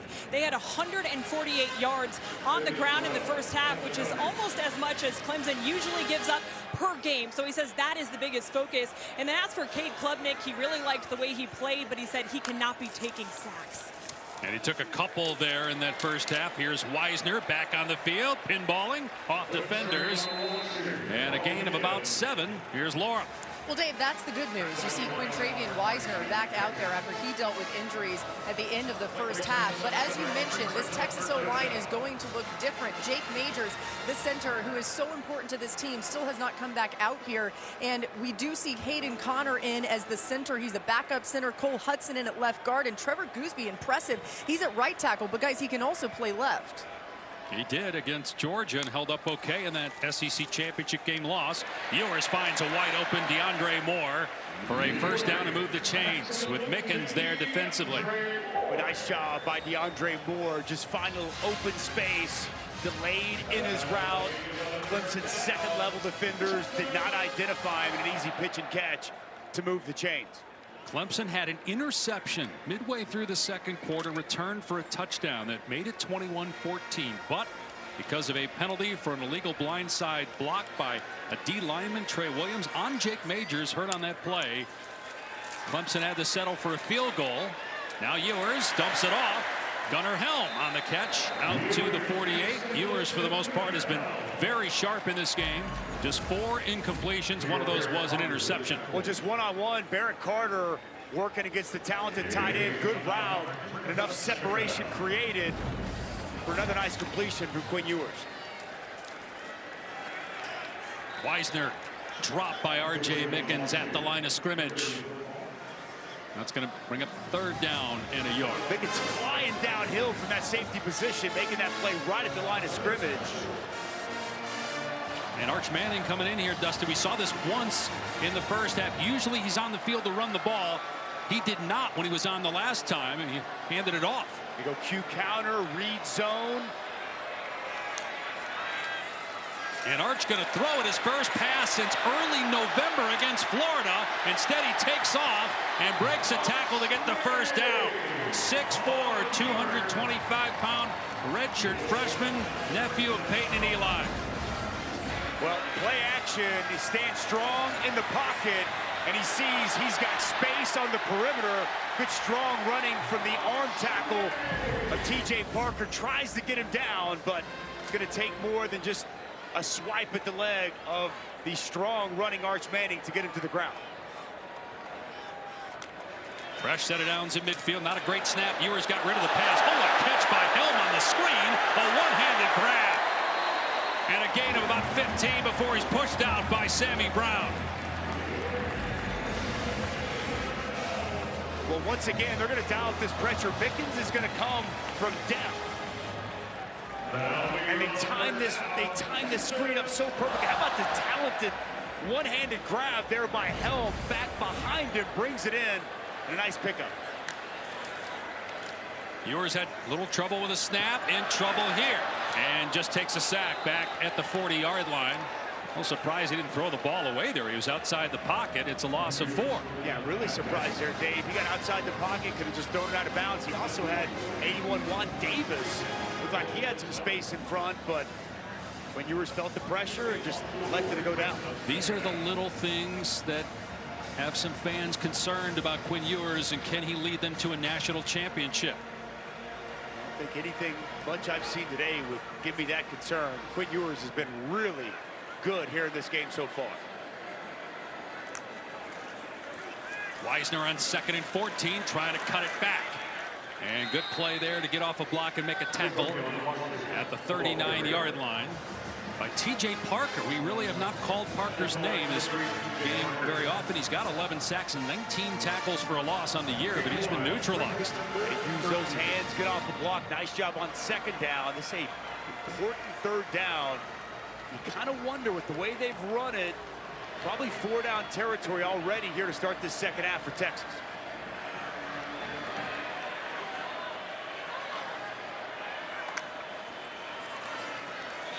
Ewers from the pocket, firing it deep, and incomplete, but a flag. Avion Terrell, defending Matthew Golden, will get called for pass interference. Pass interference, defense, number 20, 15-yard penalty, 1st down. Yeah, and Avion Terrell, boy, he's their best cornerback. It's good on good. Matthew Golden, and the left arm, just too much contact as he works into the body of Matthew Golden. Starts that contact early, keeps it on. There's a grab, there's a hold, there's too much contact, and it's an easy flag down the field. So 1st down via penalty inside the 25-yard line. Dabo coaching up Avion a little bit. Avion, the younger brother of A.J. Terrell, played at Clemson, now in the NFL with the Falcons.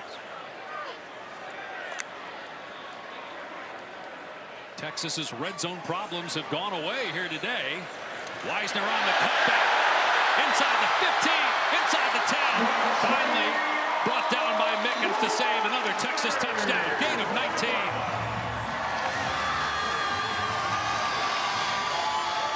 Left side just completely caved everything down, led by Kelvin Banks, and a great cutback by Weisner.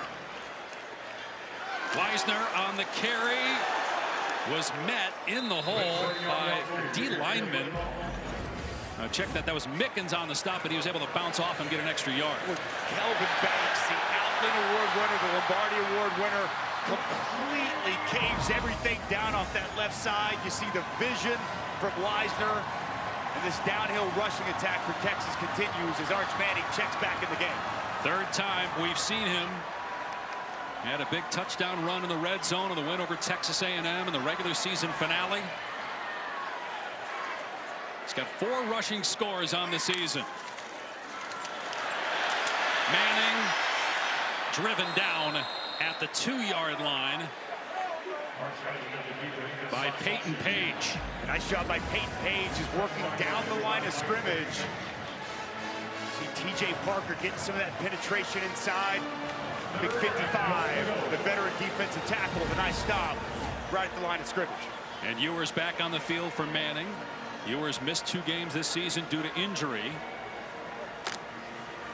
And an extra offensive lineman in there, Malik Ogbo and Jarrett Gibson in at fullback, and they got a D lineman in as well. They hand it off, and what a play by Peter Woods on the takedown of the runner Jarrett Gibson to make it 4th down and goal, and Texas will try a field goal.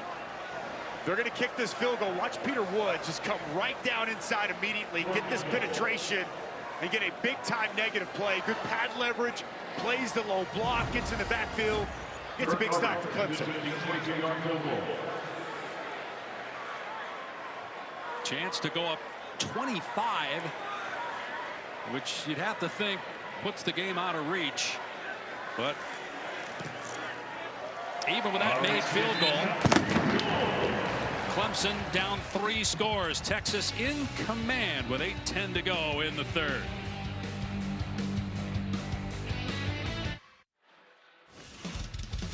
Now for today's Capital One rewarding performance, Quinn Ewers. We talked a lot about the rushing attack, but Quinn Ewers has been 14 of 18 for 170 yards. And you see the deep shot down the field to Matthew Golden. Just let your receiver get behind the coverage and go make a play. And Gunnar Helm always going to be a top target for Quinn Ewers. The safety comes down, Quinn Ewers identifies it, and when you give him time for a clean pocket, he can deliver the football. Everything going Texas way offensively here to this point. Sark raved about the growth in leadership for Quinn Ewers over the last couple of years. Showing some resilience after struggling in the SEC title game. On the fair catch by Randall, it'll come out to the 25. Clemson opened the game with a great drive. 12 plays, 75 yards, and a touchdown. But since 6 possessions, just over 100 yards, a couple of 3-and-outs, 3 poor punts, and an interception. We've seen that Texas defense really do a good job getting pressure, winning the line of scrimmage, contested throws all over the field. What's had them atop of so many rankings in statistical categories all throughout the course of the season. What adjustments does Garrett Riley and this offense make coming out of half? Texas with 3 points on its opening possession. Took a lot of time off the clock. Klubnik hitching and firing to Brenningstool, the tight end.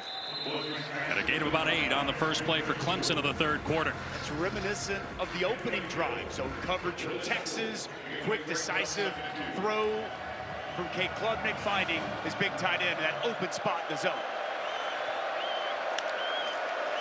Klubnik to the air again. Long throw. Wesco comes back to make the catch.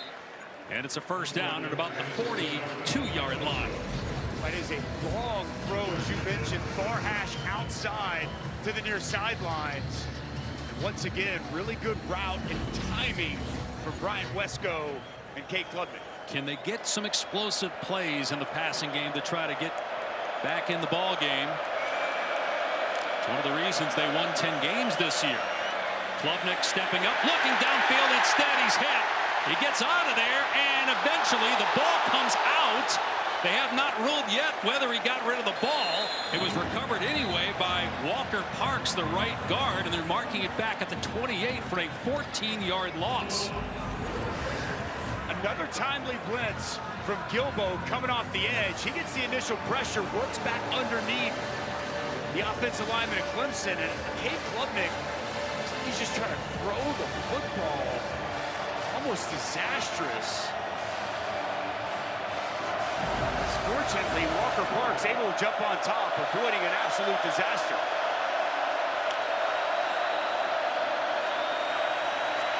Klubnik again in trouble.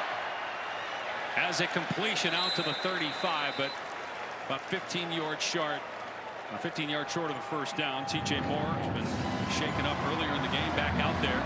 And now it's 3rd and long. This Texas defensive line, they continue to get pressure on Cade Klubnik. That time it was Barron Sorrell. Once you start to beat an offensive line as a defensive lineman, you really start to feel it as this Texas crowd comes to their feet. Can Clemson protect and give Cade Klubnik the time to distribute the football? Here they come with pressure. Klubnik again in trouble, gets away from Barron, throws on the run, incomplete. Well, that was interesting, as Antonio Williams, the wide receiver, didn't look like he ever saw the ball. He kind of stopped. Makuba, the former Clemson Tiger, was in the area. Well, this time it's Jahdae Barron on the blitz to get Cade Klubnik outside the pocket. You're exactly right. Antonio Williams never locates this football. And it was Andrew Makuba who was all over it, just through the hands of the quarterback's former teammate. Another punt from Swanson. He's only averaged about 34 yards a kick. The fair catch made by Bolden around the 20-yard line. The Texas ball again. Andrew Makuba spent 3 years with Clemson. Now back home where he grew up in Austin. Texas up big.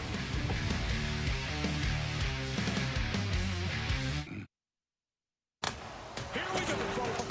That atmosphere is going to be incredible.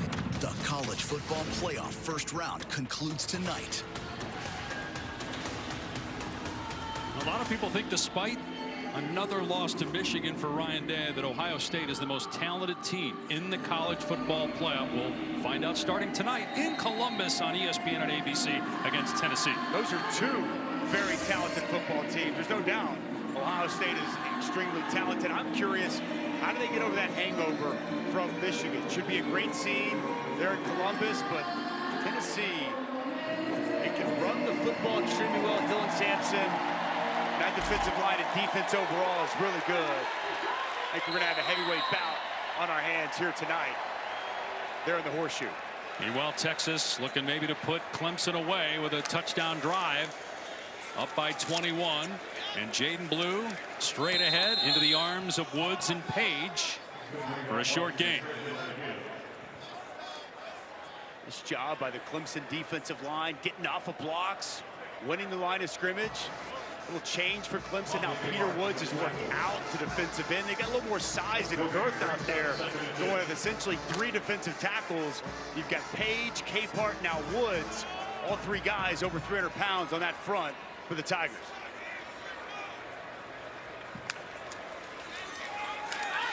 Ewers stepping up and floating it deep downfield for Wingo, and Wingo can't come up with it.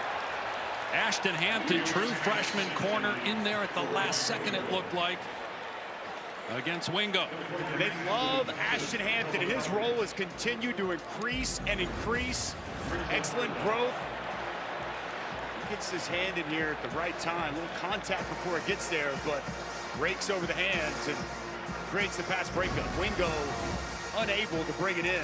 True freshman on true freshman down the field. As you said, probably should have been pass interference with the contact before the ball arrived.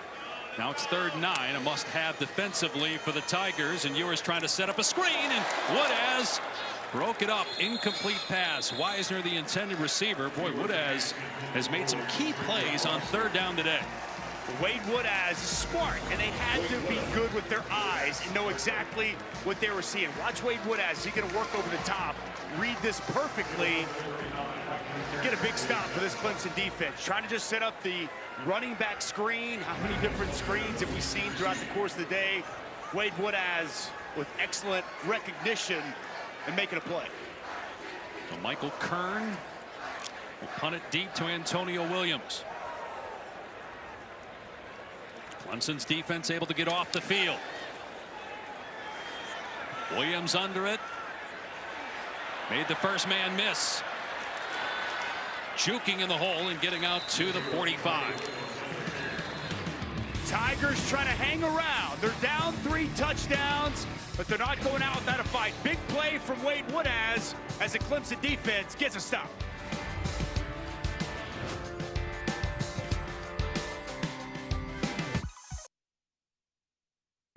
Winner of this game moves on to play Arizona State in the Chick-fil-A Peach Bowl January 1st on ESPN. Let's check in with Laura Rutledge down on the field. Well, Dave, Steve Sarkisian was looking for advice preseason on successful playoff runs, so he called some buddies in the NFL, Bill Belichick, Kyle Shanahan, Andy Reid, and Sean McVay. The common themes were having your best players healthy at the right time and less physical practices at time, which was an adjustment for Sark, guys.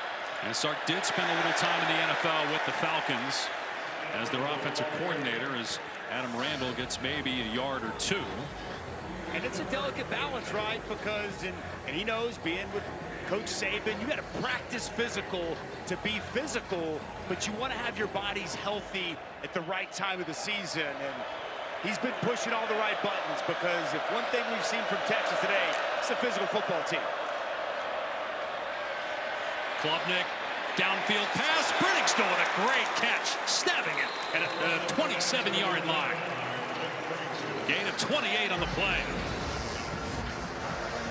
Boy, this catch is excellent. Corner out, open, fits it over the corner. An excellent job going up and bringing that ball in.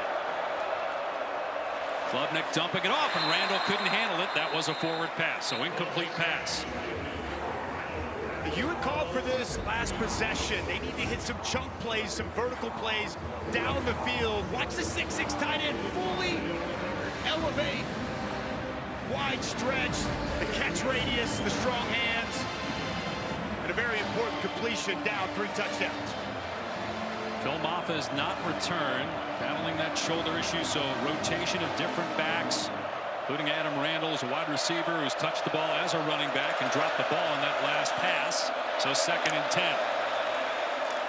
Play action to Williams, and Klubnik, wide open, touchdown. Jarvis Green out of the backfield. A huge score for the Tigers.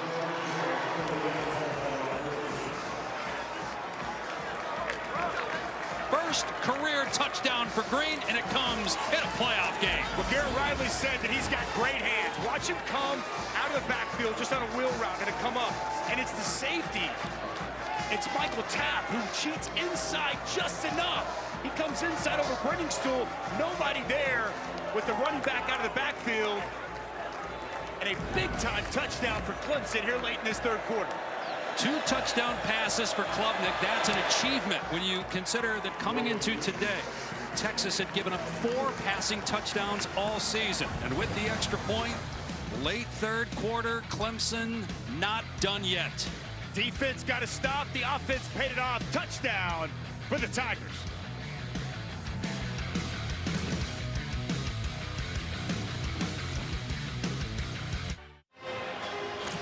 Nico Iamaleava, the starting quarterback for Tennessee, on the road in Columbus in our last first-round game on campus at the Shoe. Game day was there. What a great scene. It's been tremendous here in Austin with over 100,000 fans.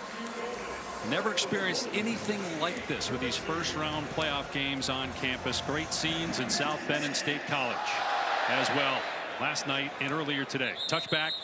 Texas will start on its 25. College basketball season is heating up. The tournament right around the corner. Watch the NCAA March Madness Men's Tournament beginning March 18th. TBS, CBS, TNT, True TV, and streaming on Max. They're not doing some college basketball this year. Anybody grab your eye yet? Hard to say. Okay. It's so early in the year, and a lot of the teams that people thought were going to be really good are struggling right now. Hey, one thing. SEC looks dominant in college basketball. They were dominant against the ACC. Dabo Sweeney talked about this team having leadership and being resilient. Bounce back in this ball game here late in the 3rd. Ewers, after 3 and out, completes it. Gunnar Hill making defenders miss. And to the 41-yard line, gain of 16. Gunnar Hill having himself a ball game, working right over the middle of this defense. You see underneath, it's Wingo, and at 2nd level, it's Gunnar Hill. But one thing he's really worked on is after the catch. You see, after he made that catch, making some defenders miss. Ewers to throw again. And the defender falls down, but a flag was thrown in his direction. Avion Terrell already got called for pass interference. He was defending Matthew Golden, and it's going to be on Clemson. Pass interference, defense, number 20, 15-yard penalty, first down. Good pressure on the inside from Capehart, but Terrell, 2nd time he's been called. I don't know about that one, Dave. Didn't like that one. No, I didn't like that at all. I think that's a no call, right? Yeah, both those guys fighting for position. Golden with just as much contact creating as it was on Terrell. 4th penalty on Clemson, none on Texas. That's a reverse of what we saw during the regular season. Clemson, one of the least penalized teams. Texas, 91st in the country in penalties. But no infraction so far in this game. Jaden Blue gets the carry. And all the way down to the 36. Way too much to allow again on the ground on first down for Clemson. It's been the story of the game, though. Texas pounding the football. Remember, there was a pick 6 that was overturned due to a penalty. Still was an interception by Clemson, turned into 3 points, but I don't know that it matters because Clemson can't stop Texas if it doesn't turn the ball over. get whatever they want. Although, like a penalty here, this will be the first on the Longhorns. False start. Offense, number 74. 5-yard penalty. Second down. The old announcer jinx. I've mentioned no penalties 2 plays ago, and they get one. Rivalry reignites with the Blues and Blackhawks in the NHL Winter Classic, live from Wrigley Field in Chicago on New Year's Eve. Coverage begins 4 p.m. TNT and Max. Why would you do that, Dave? Come on, you've been doing this long enough. It won't be a jinx. And poor Goosby's played so well. Yeah. Coming in for Cameron Williams, the injured right tackle. Blue inside the 40. Just a couple there. So a huge third down coming up. 2 minutes to go in the third quarter. And Will, you start to think about this might be 4-down territory, because as we talked with Sark with Bert Auburn, he said around 50 is kind of the threshold for him kicking field goals. So depending on what you get on third down, could easily be 4-down territory here for Texas. Saw Sark there calling the plays. You can talk into the headset, the communication device, and the headset of Quinn Ewers up until 15 on the play clock. They decide to run it, and Jaden Blue is down at the 36-yard line, so it's 4th down. I think he's going to go for it here. I think that was all built into that on third down, knowing that if we get right around there, because this is right outside of where he told us he felt confident about Bert Auburn, and the offense stays on the field as expected. Analytics say go. They went for it on 4th down and failed inside the 30-yard line of Clemson in the first half. To be a huge stop, obviously, for the Tigers. Multiple tight ends off the left side. Jaden Blue in the backfield. Ewers to throw on 4th down. And it's dropped a little behind Matthew Golden, and a turnover on downs. Wow, a rare misfire, and it's a shallow crosser. Matthew Golden's open now. He's a sure-handed receiver. It's a catchable ball, but Quinn Ewers, if he just puts this out in front, it is an easy first down. This ball behind him. Golden working away from the football, unable to bring that in. That's when Quinn Ewers wishes he had back, Dave. He puts that on his numbers. It's an easy first down. Instead, it's Clemson football with a chance to cut this to a 1-score lead. Saw the shove afterwards by Golden, not seen by the official. And now Cade Klubnik, who grew up about 10 minutes from this stadium, but grew up a Clemson fan. His parents both went to Texas A&M. He did come to some Texas games as a youngster. Has a chance in the city he grew up in, lead his team down the field to get them within a score. Winner to play Arizona State in the quarterfinal in Jan 1. They run the ball. Keith Adams Jr. Dad Keith Sr. in the Clemson Hall of Fame. Great linebacker. Picks up about 5 yards. He's a thick running back. Short, stocky, 5'9", 215. Good physical run on first down. Klubnik, 3-time state champ at legendary Westlake, throws a dart for a first down. TJ Moore out of bounds in Texas territory. Gain of 12. Well, Cade Klubnik and these freshman receivers, the timing is so good. Going to be an out route. And as soon as he's coming out of his break, that ball's coming out of Cade Klubnik's hands. Right now, Muhammad gets spun around, falls down. Really well done by TJ Moore on the outside. Final seconds of the third quarter.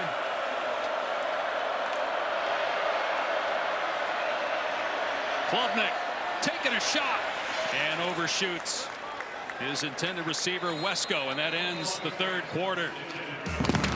Clemson football down 14, 1 quarter to go. A spot in the quarters at stake. Winner advances, loser goes home.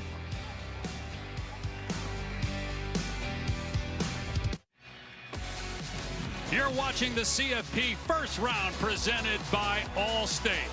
What a scene here in Austin. 100,000 strong for the first ever on-campus college football playoff game at the University of Texas. The Longhorns have dominated. 31-17 they lead. They were outscored in the third quarter, and Clemson is in Texas territory as we start the final frame. Winner advancing to the Chick-fil-A Peach Bowl on Jan 1 on ESPN to face Big 12 champ Arizona State. Clemson champions of the ACC. Texas in as an at-large. Klubnik to throw. The Austin native Hits Williams. Did he get a foot down in bounds? He did. It's a catch at the 27-yard line. Wow, how about the concentration from Antonio Williams? Climbs the ladder, high points the football, foot in. Wow, awareness on the sideline. Just saw his eyes go down to his feet to make sure he's in. Big time play by one of the ACC's best wide receivers. 75 catches now in the year. Williams missed most of last year due to injury. Had a great bounce back campaign.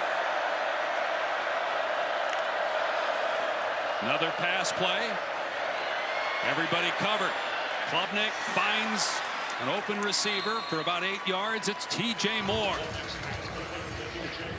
I remember a season ago when the message was Clemson had no wide receivers. How about the way these receivers have performed this season and here throughout this game? Once again, the freshman TJ Moore going up, strong hands and secure the catch, and a nice pickup on first down. Still no Phil Maffa at running back, so relying on backups. And their quarterback to run, Klubnik inside the 15 and down to about the 11-yard line. 11-yard gain for Klubnik on the ground. Well, this is the quarterback draw. Keith Adams, watch him come up and ISO right here on the linebacker. Staple run that Clemson likes to do. That's very well done by the sophomore running back. Getting a piece of that linebacker and open extra yardage for Cade Klubnik. Texas has not allowed a fourth-quarter touchdown in a month and a half. Week 9 against Florida, and that was in a game Texas was blowing out the Gators. Jarvis Green back in. He's the pass-catching running back. Had a touchdown in the last scoring drive for Clemson. Delayed blitz from Gilbo, and Klubnik just going to throw it away with everybody covered. Good job in the secondary by the Texas corners. Shade Barron, the Thorpe Award winner for the best defensive back, the third ever at Texas, tied with LSU. And Oklahoma for the most. Came back to school. He was playing inside in the second and moved into corner as his draft grade he thought was too low. Wanted to be a corner in the NFL. Came back for his senior season, his 5th year. Got 5 picks on the season.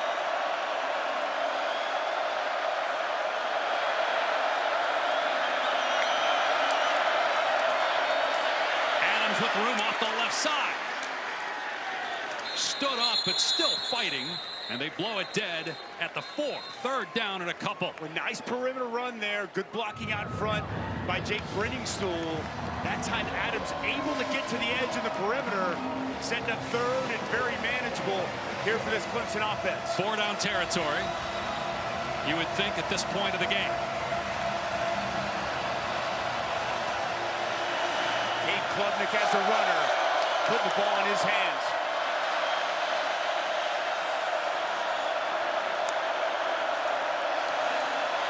Klubnik in trouble, and he gets drilled. Back at the 6-yard line.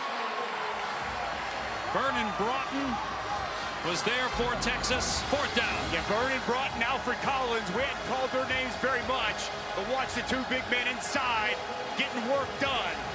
They've been a key piece of this defense all season. The initial penetration by Broughton, and then Collins with a takedown.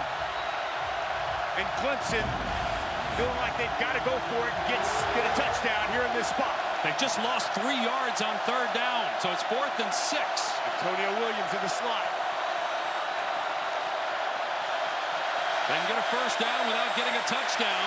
Klubnik on the move, fires, ends up wide open. TJ Moore, touchdown Clemson. How did Texas lose him? And Klubnik with 3 passing touchdowns back in his hometown. Against a Texas pass defense that only given up 4 passing touchdowns all season long. And just like that, Clemson right back in this ball game.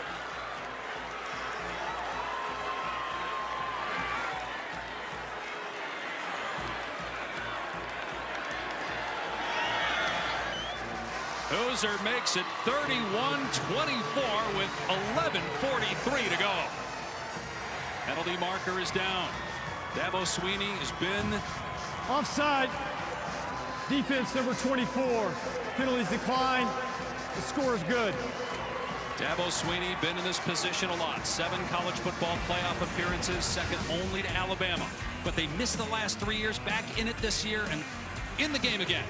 Well, it's zone coverage from this defense of Texas, and you're going to see the eyes are on the quarterback. They get lost. And how about TJ Moore? He finds the open space, he finds the open grass, and it's a touchdown for Clemson.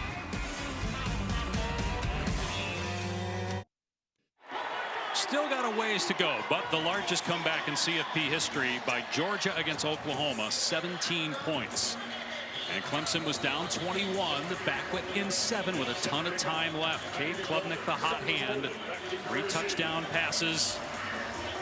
Back here in Austin, we start at Westlake High School, won 3 state championships. Going toe-to-toe with Quinn Ewers in a legendary high school championship game in Texas in 2021.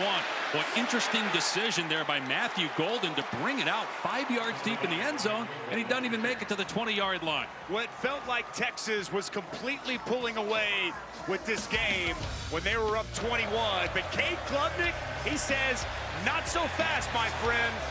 A big-time throw to Jake Brenningstool, a touchdown to the true freshman running back, Jarvis Green. Then the defense gets a stop. Big throw to Antonio Williams, and he finds another true freshman, TJ Moore, in the middle of the end zone. And Clemson back in this ball game, down 7. 2 touchdown passes in the second half for Klubnik. Now it's Ewers' turn. Completion. Woodaz on the tackle of Golden. A gain of a handful. Some pressure now on Ewers. Did not have a great throw on that 4th down pass. Did have a terrific touchdown pass earlier in the game. He's played well for the most part, but obviously all the eyes of Texas on him, given some of his struggles this year at times. I just wonder if you get back to running the football, get back to leaning on that run game that's been so impactful throughout the course of the game. You were still second-team All-SEC. Had a very good season. Missed a couple games due to injury. They will run it on 2nd and 4. And Blue breaks free past the 40. The race is on. Blue inside the 10. All the way for the Texas touchdown. 77 yards.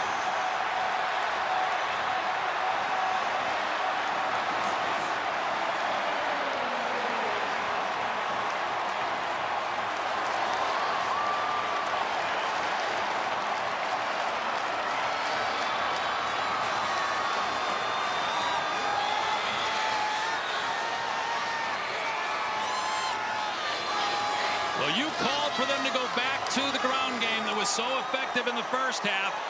They do it one time, and it turns into a touchdown from 77 yards away to put Texas back up 2 scores. Longest play from scrimmage this year for Texas. Well, Kelvin Banks wasn't available in the SEC championship game.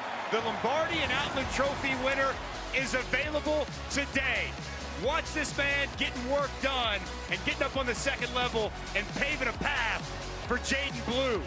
Kelvin Banks gets up on Sammy Brown, gets the key securing block, and you see that speed in the perimeter, a poor angle by the safety Khalil Barnes, and just like that, the Horns back on top, 2 scores.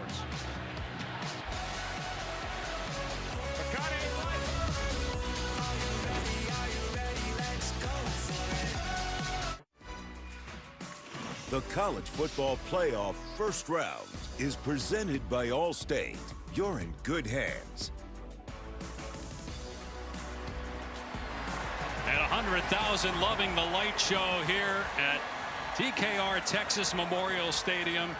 And leading the charge is the great Matthew McConaughey. But Dabo Swinney said, you know, I know it's a playoff game, we're here to win, but I got to meet him. I've never met him. And they did get a chance to exchange pleasantries before going to battle tonight. The captain of cool, right? He's almost as cool as the great Dave Pasch. 38-24, Texas leading after that 77-yard touchdown run. See if Clemson can respond again, but offense hasn't been the issue as much as the defense, giving them almost 300 rushing yards to the Longhorns attack in this game. So touchback, it'll come out to the 25. And if Dabo wants to know, here's video proof that you did get a chance to meet. The Minister of Culture, we were talking with Dabo on the call this week about his favorite McConaughey movies. Just one of the cool things about the playoff, too, being on campus, where you got the Texas fans. He's here, obviously, at every Texas advances, he'd be at those games as well. But just having it here in Austin, even though the first 2 games weren't competitive, just the fact that this is, I think, a big win for college football, having these first-round games. I'd love to see at some point, maybe even the quarterfinals, go that direction. Klubnik going back to work. Long throw in traffic, incomplete. Trying to hit T.J. Moore with Gavin Holmes in coverage. One more first-round game tonight from Columbus. It'll be Ohio State and Tennessee. Winner to play Oregon. And back to your comment, I agree. I don't know if that's in the cards in the future, but and I know everybody in college football wants to see competitive football games, but these home venues, these fan bases have delivered, and this is what we love: the passion, the pageantry, these scenes in college football. It's been great.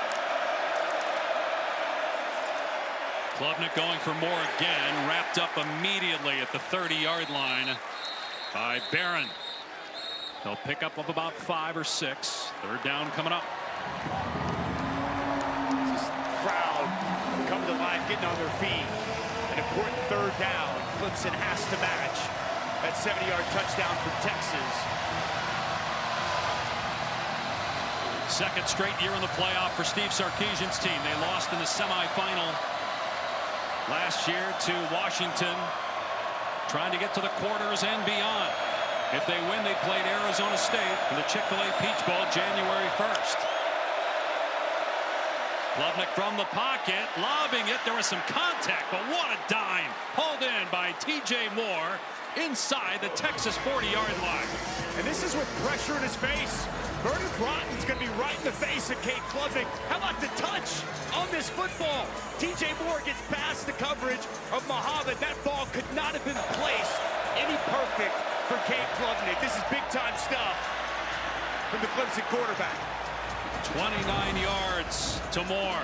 And Clemson on the move again. Plenty of time. Outside 9.5 to go. Trailing by 14.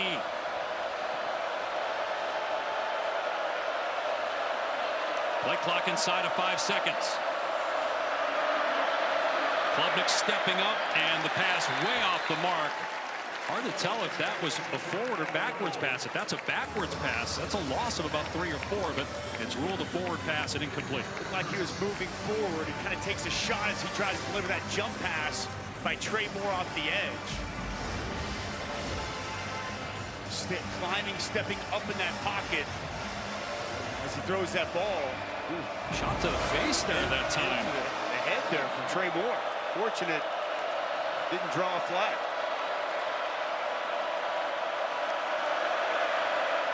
Pressure off the edge. Klubnik gets rid of the pass, going for more, and he secures it. What a grab! T.J. Moore coming up huge again on this drive, down to the 10. When it's just one-on-one outside, and Simmons is coming off the edge, and you could tell Cade Klubnik felt the pressure. One-on-one again, Moore on Muhammad, and it's Moore winning once again. And a dime delivered by Klubnik, and a great catch by T.J. Moore. I mean, Muhammad grabbed his face mask, ripped his shirt, and he still caught it with one hand. Klubnik ends on for Moore. Almost did it again with one hand with Muhammad in coverage. Incomplete pass. Second down. Well, they have found a matchup that they like, and they're going to continue to go after outside man-to-man coverage as we've got flag on the field. Personal foul. Roughing the passer. Defense, number 11. Half the distance to the goal. First down. That's on Colin Simmons. It'll put the ball at the 5-yard line. First and goal. Oh, well, he delivered a shot to Cade Klubnik after he delivers the football. Talented true freshman wins off the edge. Gotta hold up there. Gotta hold up. You gotta just find a way to hold off. Took more than 2 steps. You're gonna get flagged.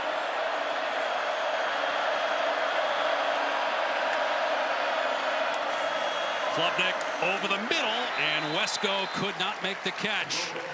Gavin Holmes in coverage, 2nd down and goal. Tight coverage out there for Gavin Holmes.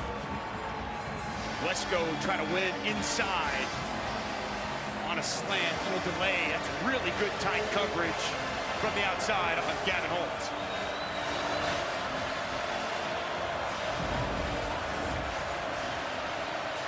Kate Klubnik stepping up big here in this second half, willing his team back in this football game. Can he do it again? 3 downs here to get it in the end zone to make it a 1-score game with 8:46 to go. Klubnik in trouble, steps up, breaks a tackle, diving, and down to about the 1. It'll be 3rd down and goal from there.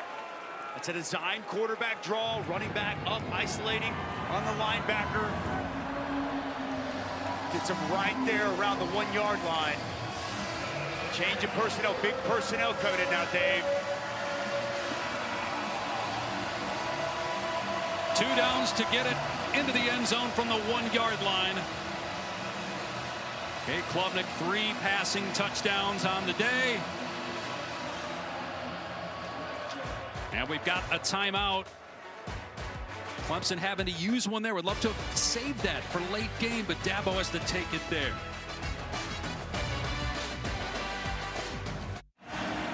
Back in Austin, Texas, and Clemson. Winner to play Arizona State in the quarters. One more first-round game tonight. Ohio State and Tennessee on ABC and ESPN from Columbus. Meanwhile, Clemson got caught in a line change. Too many men on the field. Dabo Swinney had to use a timeout, so just 2 left in a 2-score game. But 3rd and goal on the 1. 4-down territory for the Tigers. Big personnel in here. Keith Adams, a physical running back. Klubnik instead going to keep it, and down he goes. No gain on the play. 4th down. David Benda on the stop. Benda, low lay as well. Excellent job scraping down the line of scrimmage. No surprise. Kate Klubnik keeps it in his hand. Where's Garrett Riley going to go on this crucial 4th down? What would you do here on 4th down? I'm looking for my big tight end, Jake Brenningstool. Jake Brenningstool, 6'6". He's a red zone weapon. He's a big-time target. He's lined up in the backfield. In fact, they got 3 men back there with Klubnik. And it's a straight-ahead handoff. Stuffed. Adams down at the 1. Texas turns over the Tigers on downs.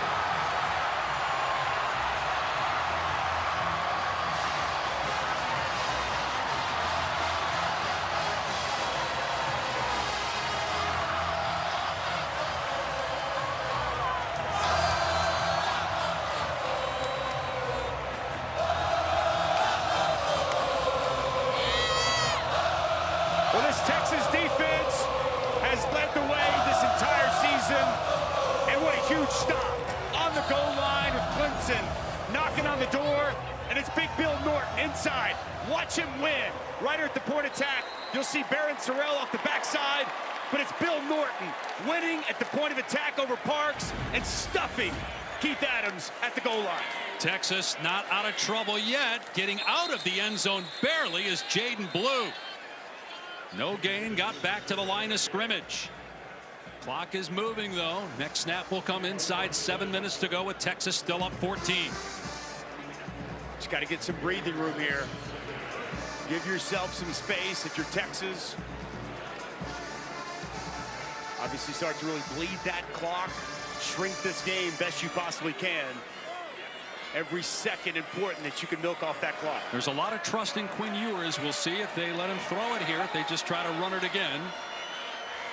Something they've done very successfully in this game, but obviously tough down here.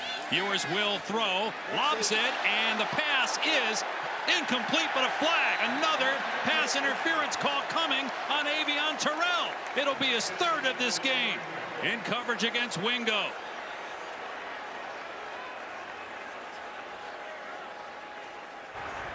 Pass interference, defense, number 20, 15-yard penalty, 1st down. Avion Terrell working with that left arm. Going to draw the pass interference call. One-on-one isolated with Ryan Wingo, the bigger wide receiver. You just can't grab that jersey and get a handful like that. Just don't understand, if you're Avion Terrell, why would you do that? Why would you even put yourself in that position? Got his head turned around late, but grabbing the jersey, you're just asking to get a penalty. Jaden Blue straight ahead for one, but again, the clock moving here with the next snap coming around 6 minutes to go. And you saw the trust again that Sark has in Quinn Ewers, letting him throw the ball there, anticipating maybe getting that pass interference call. Worst case scenario. Now, if that's an incomplete pass, it's 3rd and 10 from your 1. Avion Terrell, his 3rd pass interference called on him here in this second half.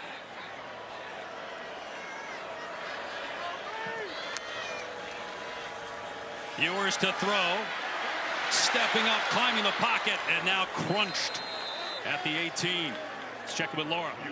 Well, Dave, it hasn't mattered much for Texas because Jaden Blue has run the ball so well, but Quintravian Wisener tried to come back out at the beginning of this second half and then has not been out for a few offensive possessions. Just something to keep an eye on if Texas is able to advance. Also, Jake Majors, the injured center, has been moving around doing some exercises on the sideline. That could be potential good news depending on the severity of what he's dealing with. And if they advance, Laura, they will get a couple extra days, about 10 days before that next game. The 2 weeks really helped get Kelvin Banks back after he missed the SEC championship game. Sark going to take the clock down here and use a timeout.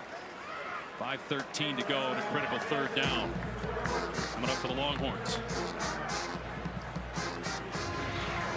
Ohio State, Tennessee tonight. Penn State rolled today. Now plays Boise State and Notre Dame, Georgia. Without Carson Beck, could the Irish be the favorite in that game?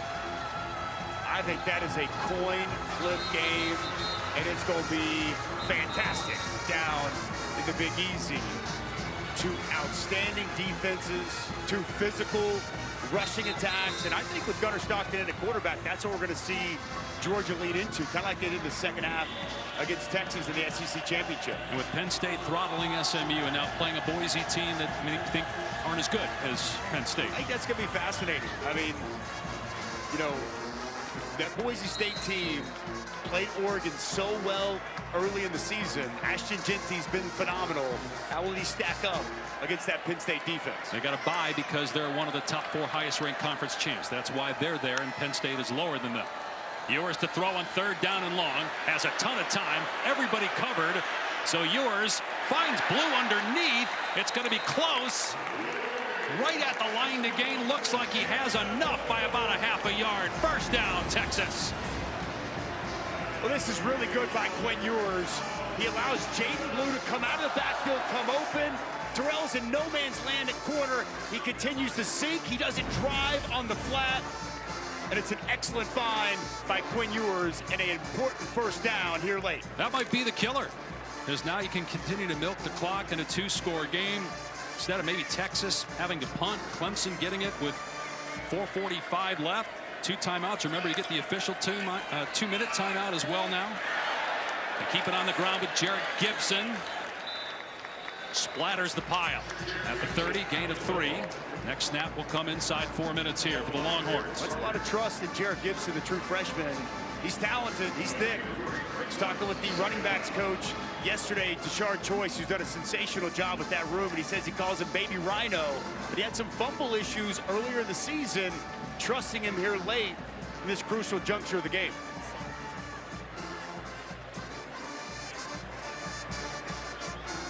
Texas trying to get its 12th win. It would be its 5th ever 12-win season. Would be the 2nd straight for just the 2nd time in program history. Last national championship 20 years ago.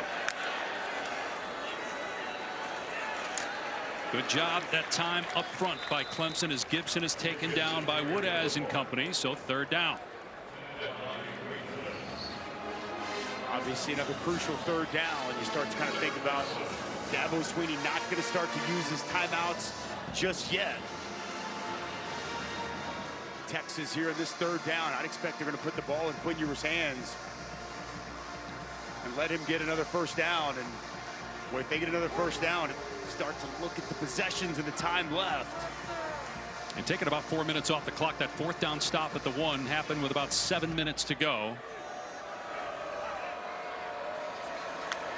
3rd and 7. And they run it. First down. Jared Gibson still going.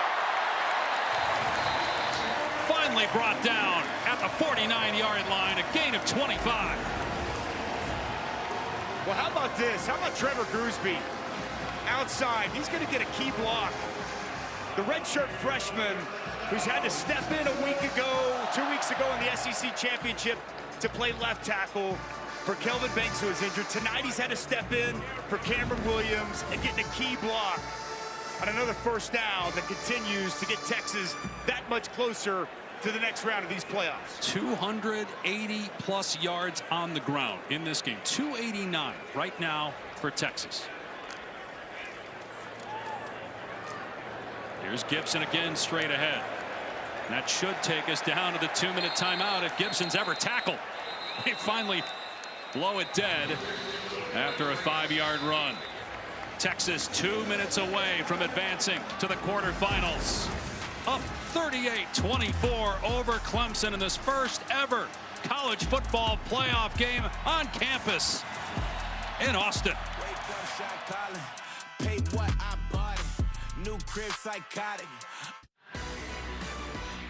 Well, can Nico do something that no one has done yet in the college football playoff? And that's engineer a road win in these first round games, because it looks like Clemson's about to go down here. Ohio State and Tennessee coming up next from the shoe on ABC and ESPN. The last of our 4 first-round on-campus college football playoff games. Texas trying to run the clock out. Gibson down to the 42. Dabo Swinney has 2 timeouts left. Can use one here. So overall, as you evaluate this first round, I know for good reason a lot of people were disappointed with the outcomes of those first 2 games, but doesn't necessarily mean that people were surprised by those outcomes. Where do you stand? I mean, I expected a little bit more competitive games. I think this game's been pretty competitive. I think Clemson's hung around, and they've definitely showed some real fight throughout the course of this game.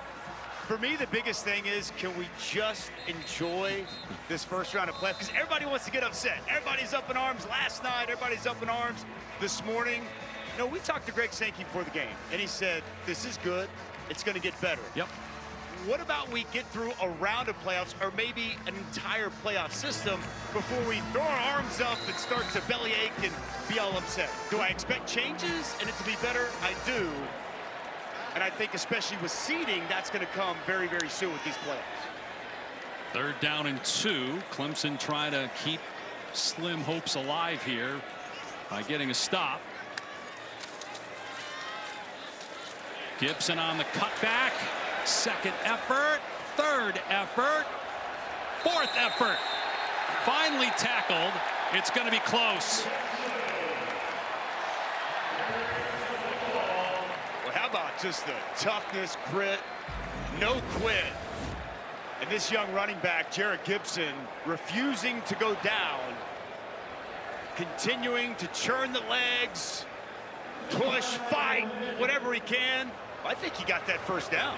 It looks like he did. Now, the spot did not look great. And if you're a Texas fan, they're going to measure here. So it's an official timeout. Dabo will get to save his 1 timeout. I'm in agreement to going back to your point about the playoff. Yes, we need to enjoy this, but you can enjoy this and still see some disappointment in the fact that SMU and Indiana got blown out. And the question of whether they should be in, you know, that's going to be talked about no matter what.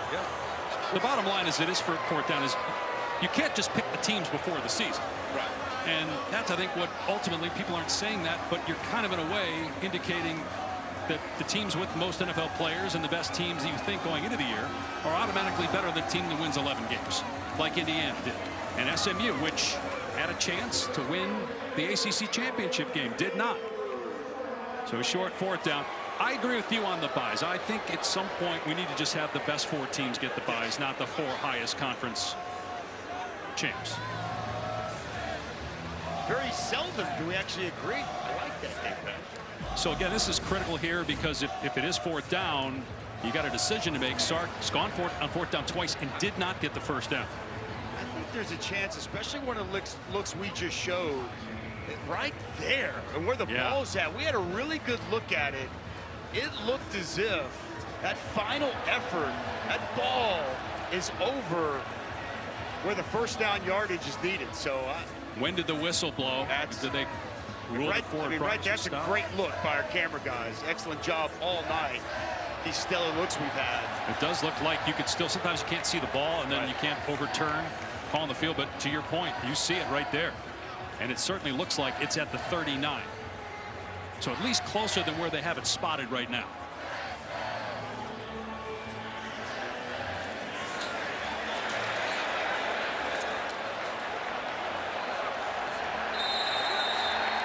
Yeah, you didn't hear the whistle until afterwards.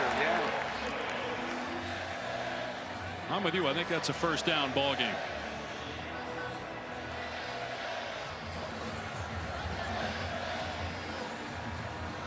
I'll tell you what, man, when you think about when Steve Sarkisian took this job,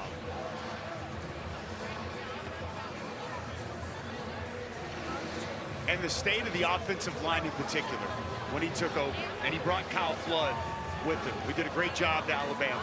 And the way that they built this football team at the line of scrimmage, it's been impressive to watch. And you go back to last year and then this season, they got great receivers. They got good running backs. The defense is phenomenal. With the offensive line is why this Texas team is a legitimate threat to win a national championship. It's a complete football team, and I just appreciate the way they're built inside out.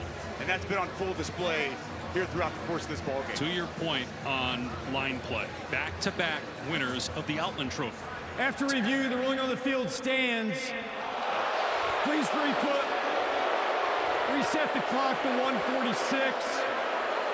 It's fourth down. If you're Sark, do you try to put it away and go for it, or do you just punt it here? You're not going to try a field goal. No, I think he's going to keep the offense on the field. I think he's going to try to end this ball game by moving the nose of the football about 6 inches. Yeah. Hard count, do whatever he possibly can. And here's the other thing. Dabo Swinney's got to make a decision too, right? Because they ran the football. Is he going to call a timeout? Does the clock not once they set the football? They shouldn't. It wasn't a first down, so it should be ready for play, and there it is. I wonder if now Dabo Swinney's going to use this timeout. Yep, good call. So they may put a second back on the clock. Arch Manning is in the game, by the way, right now, and we talked about this earlier. Out there, perhaps to run the ball, which we've seen a lot in short yardage situations for Texas. He hasn't really had to run it in short yardage today because their backs have been getting great yardage. It's been the story of this football game. We said this from the onset. Expect a heavy dose of this Texas run game. That's who Sark wants to be. An offense that has balance, wins the line of scrimmage, and can line up and run the football. And they've done it to the tune of 298 yards and 4 touchdowns on the ground. Coming into the year after losing Jonathan Brooks to the NFL, C.J. Baxter ends up being out for the year. Christian Clark, an injury as well. So Trey Wisner, who had 12 carries all of last year, all of a sudden he's the go-to guy. Jaden Blue got a lot of reps early, then had some fumble issues. But both have been outstanding in this game today. Texas trying to win this here on fourth down from the 39-yard line. Breaking the huddle quickly with Arch Manning. And Manning fumbled the ball. It's on the ground. And a smart play by Manning on a live ball to at least fall on it. But Clemson will take over on downs. Down 14. No timeouts. A minute 43 left. I don't think Arch Manning never had this snap. As Dabo Swinney fired up and excited, dapping up his players, and his defense comes up with the stop. Arch Manning just under center, just never had that snap. And just think about it. Jake Major's out right now. How many times does Arch Manning get under center and take snaps? But again, really smart by Manning to make sure he fell on it, didn't try to pick it up or anything, because obviously that's a live ball. Clemson still only a minute and 43 to work with, down 2 touchdowns against one of the best defenses in the country. Klubnik in trouble, steps up, throws over the middle, caught, first down, Brittingstool, and he's trying to get out of bounds, and he finally does. Muhammad couldn't make the tackle, So a gain of about 27 to the 30-yard line. Boy, what an excellent job after the catch by Brenningstool. Just fighting, doing whatever he can to get out of bounds, stop this clock. Muhammad just unable to get him to the ground. Clock starting on the snap because of that. Nice catch out of the backfield, Adams, and again running for the sideline to the 26 with 1:28 to go. Back-to-back smart. These pass catchers from Clemson, Brenningstool on the first play, and heads up by Keith Adams, sprinting as quickly as he can, picking up yardage, but getting out of bounds to stop the clock. Clemson needs a touchdown, then needs to obviously recover an onside kick, score another touchdown. Ball on the Texas 26.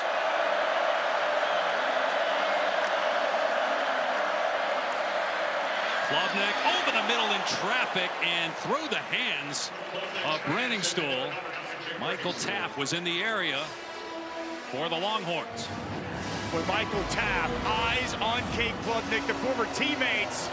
Michael Taft knows him as well as anybody.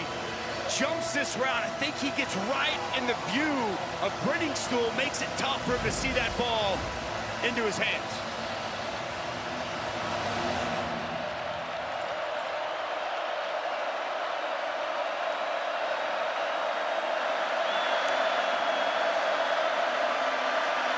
Klubnik taking a shot downfield and thrown for Wesco, but out of bounds. Pass led him too far to the sideline, and it's fourth down. Well, he caught the football, but where's the foot? Clearly, seems like he knows he's out of bounds. I applaud the effort. Goes up. Ooh, that is close. Love to get another look at that. That is so close. Here we get a perfect look at it here, Dave. No. Yeah, out of bounds. Wow. Unable to bring it in. And the ball game this season comes down to this fourth down snap. If Texas holds, the Longhorns are moving on to the quarters. If Clemson picks up the first down or scores, it keeps its very slim hopes alive. Here in this first-round game in Austin, Klubnik has an incomplete pass, a huge hit, and it's Michael Taft, the former walk-on turned All-American, that makes a hit on the wide receiver T.J. Moore to, for all intents and purposes, end this game for Texas.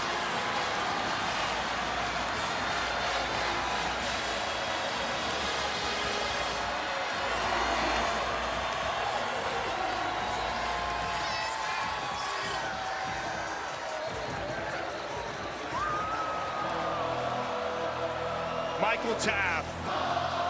What a moment for him, the former walk-on, turned second-team AP All-American. So smart, oozes with confidence. One of the true leaders of this Texas team comes up with the game-clinching play for this defense. Ewers takes a knee. Clemson can't stop the clock. One more knee away from the quarterfinals. Here's the fourth down. Watch him work up. Watch him come down. You're going to see T.J. Moore come across. And just the understanding of Michael Taft, working down immediately, reads the quarterback's eyes, anticipates the throw, and delivers the big hit that secures the win for the Longhorns. What a moment for Michael Taft.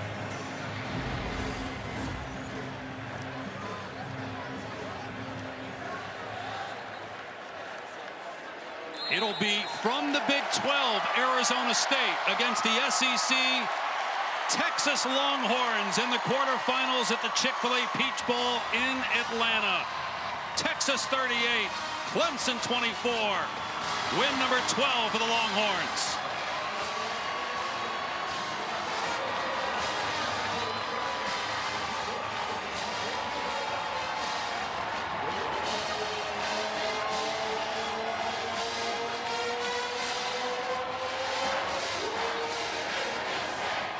And Steve Sarkisian standing by with our Taylor McGregor. Thank you. The defense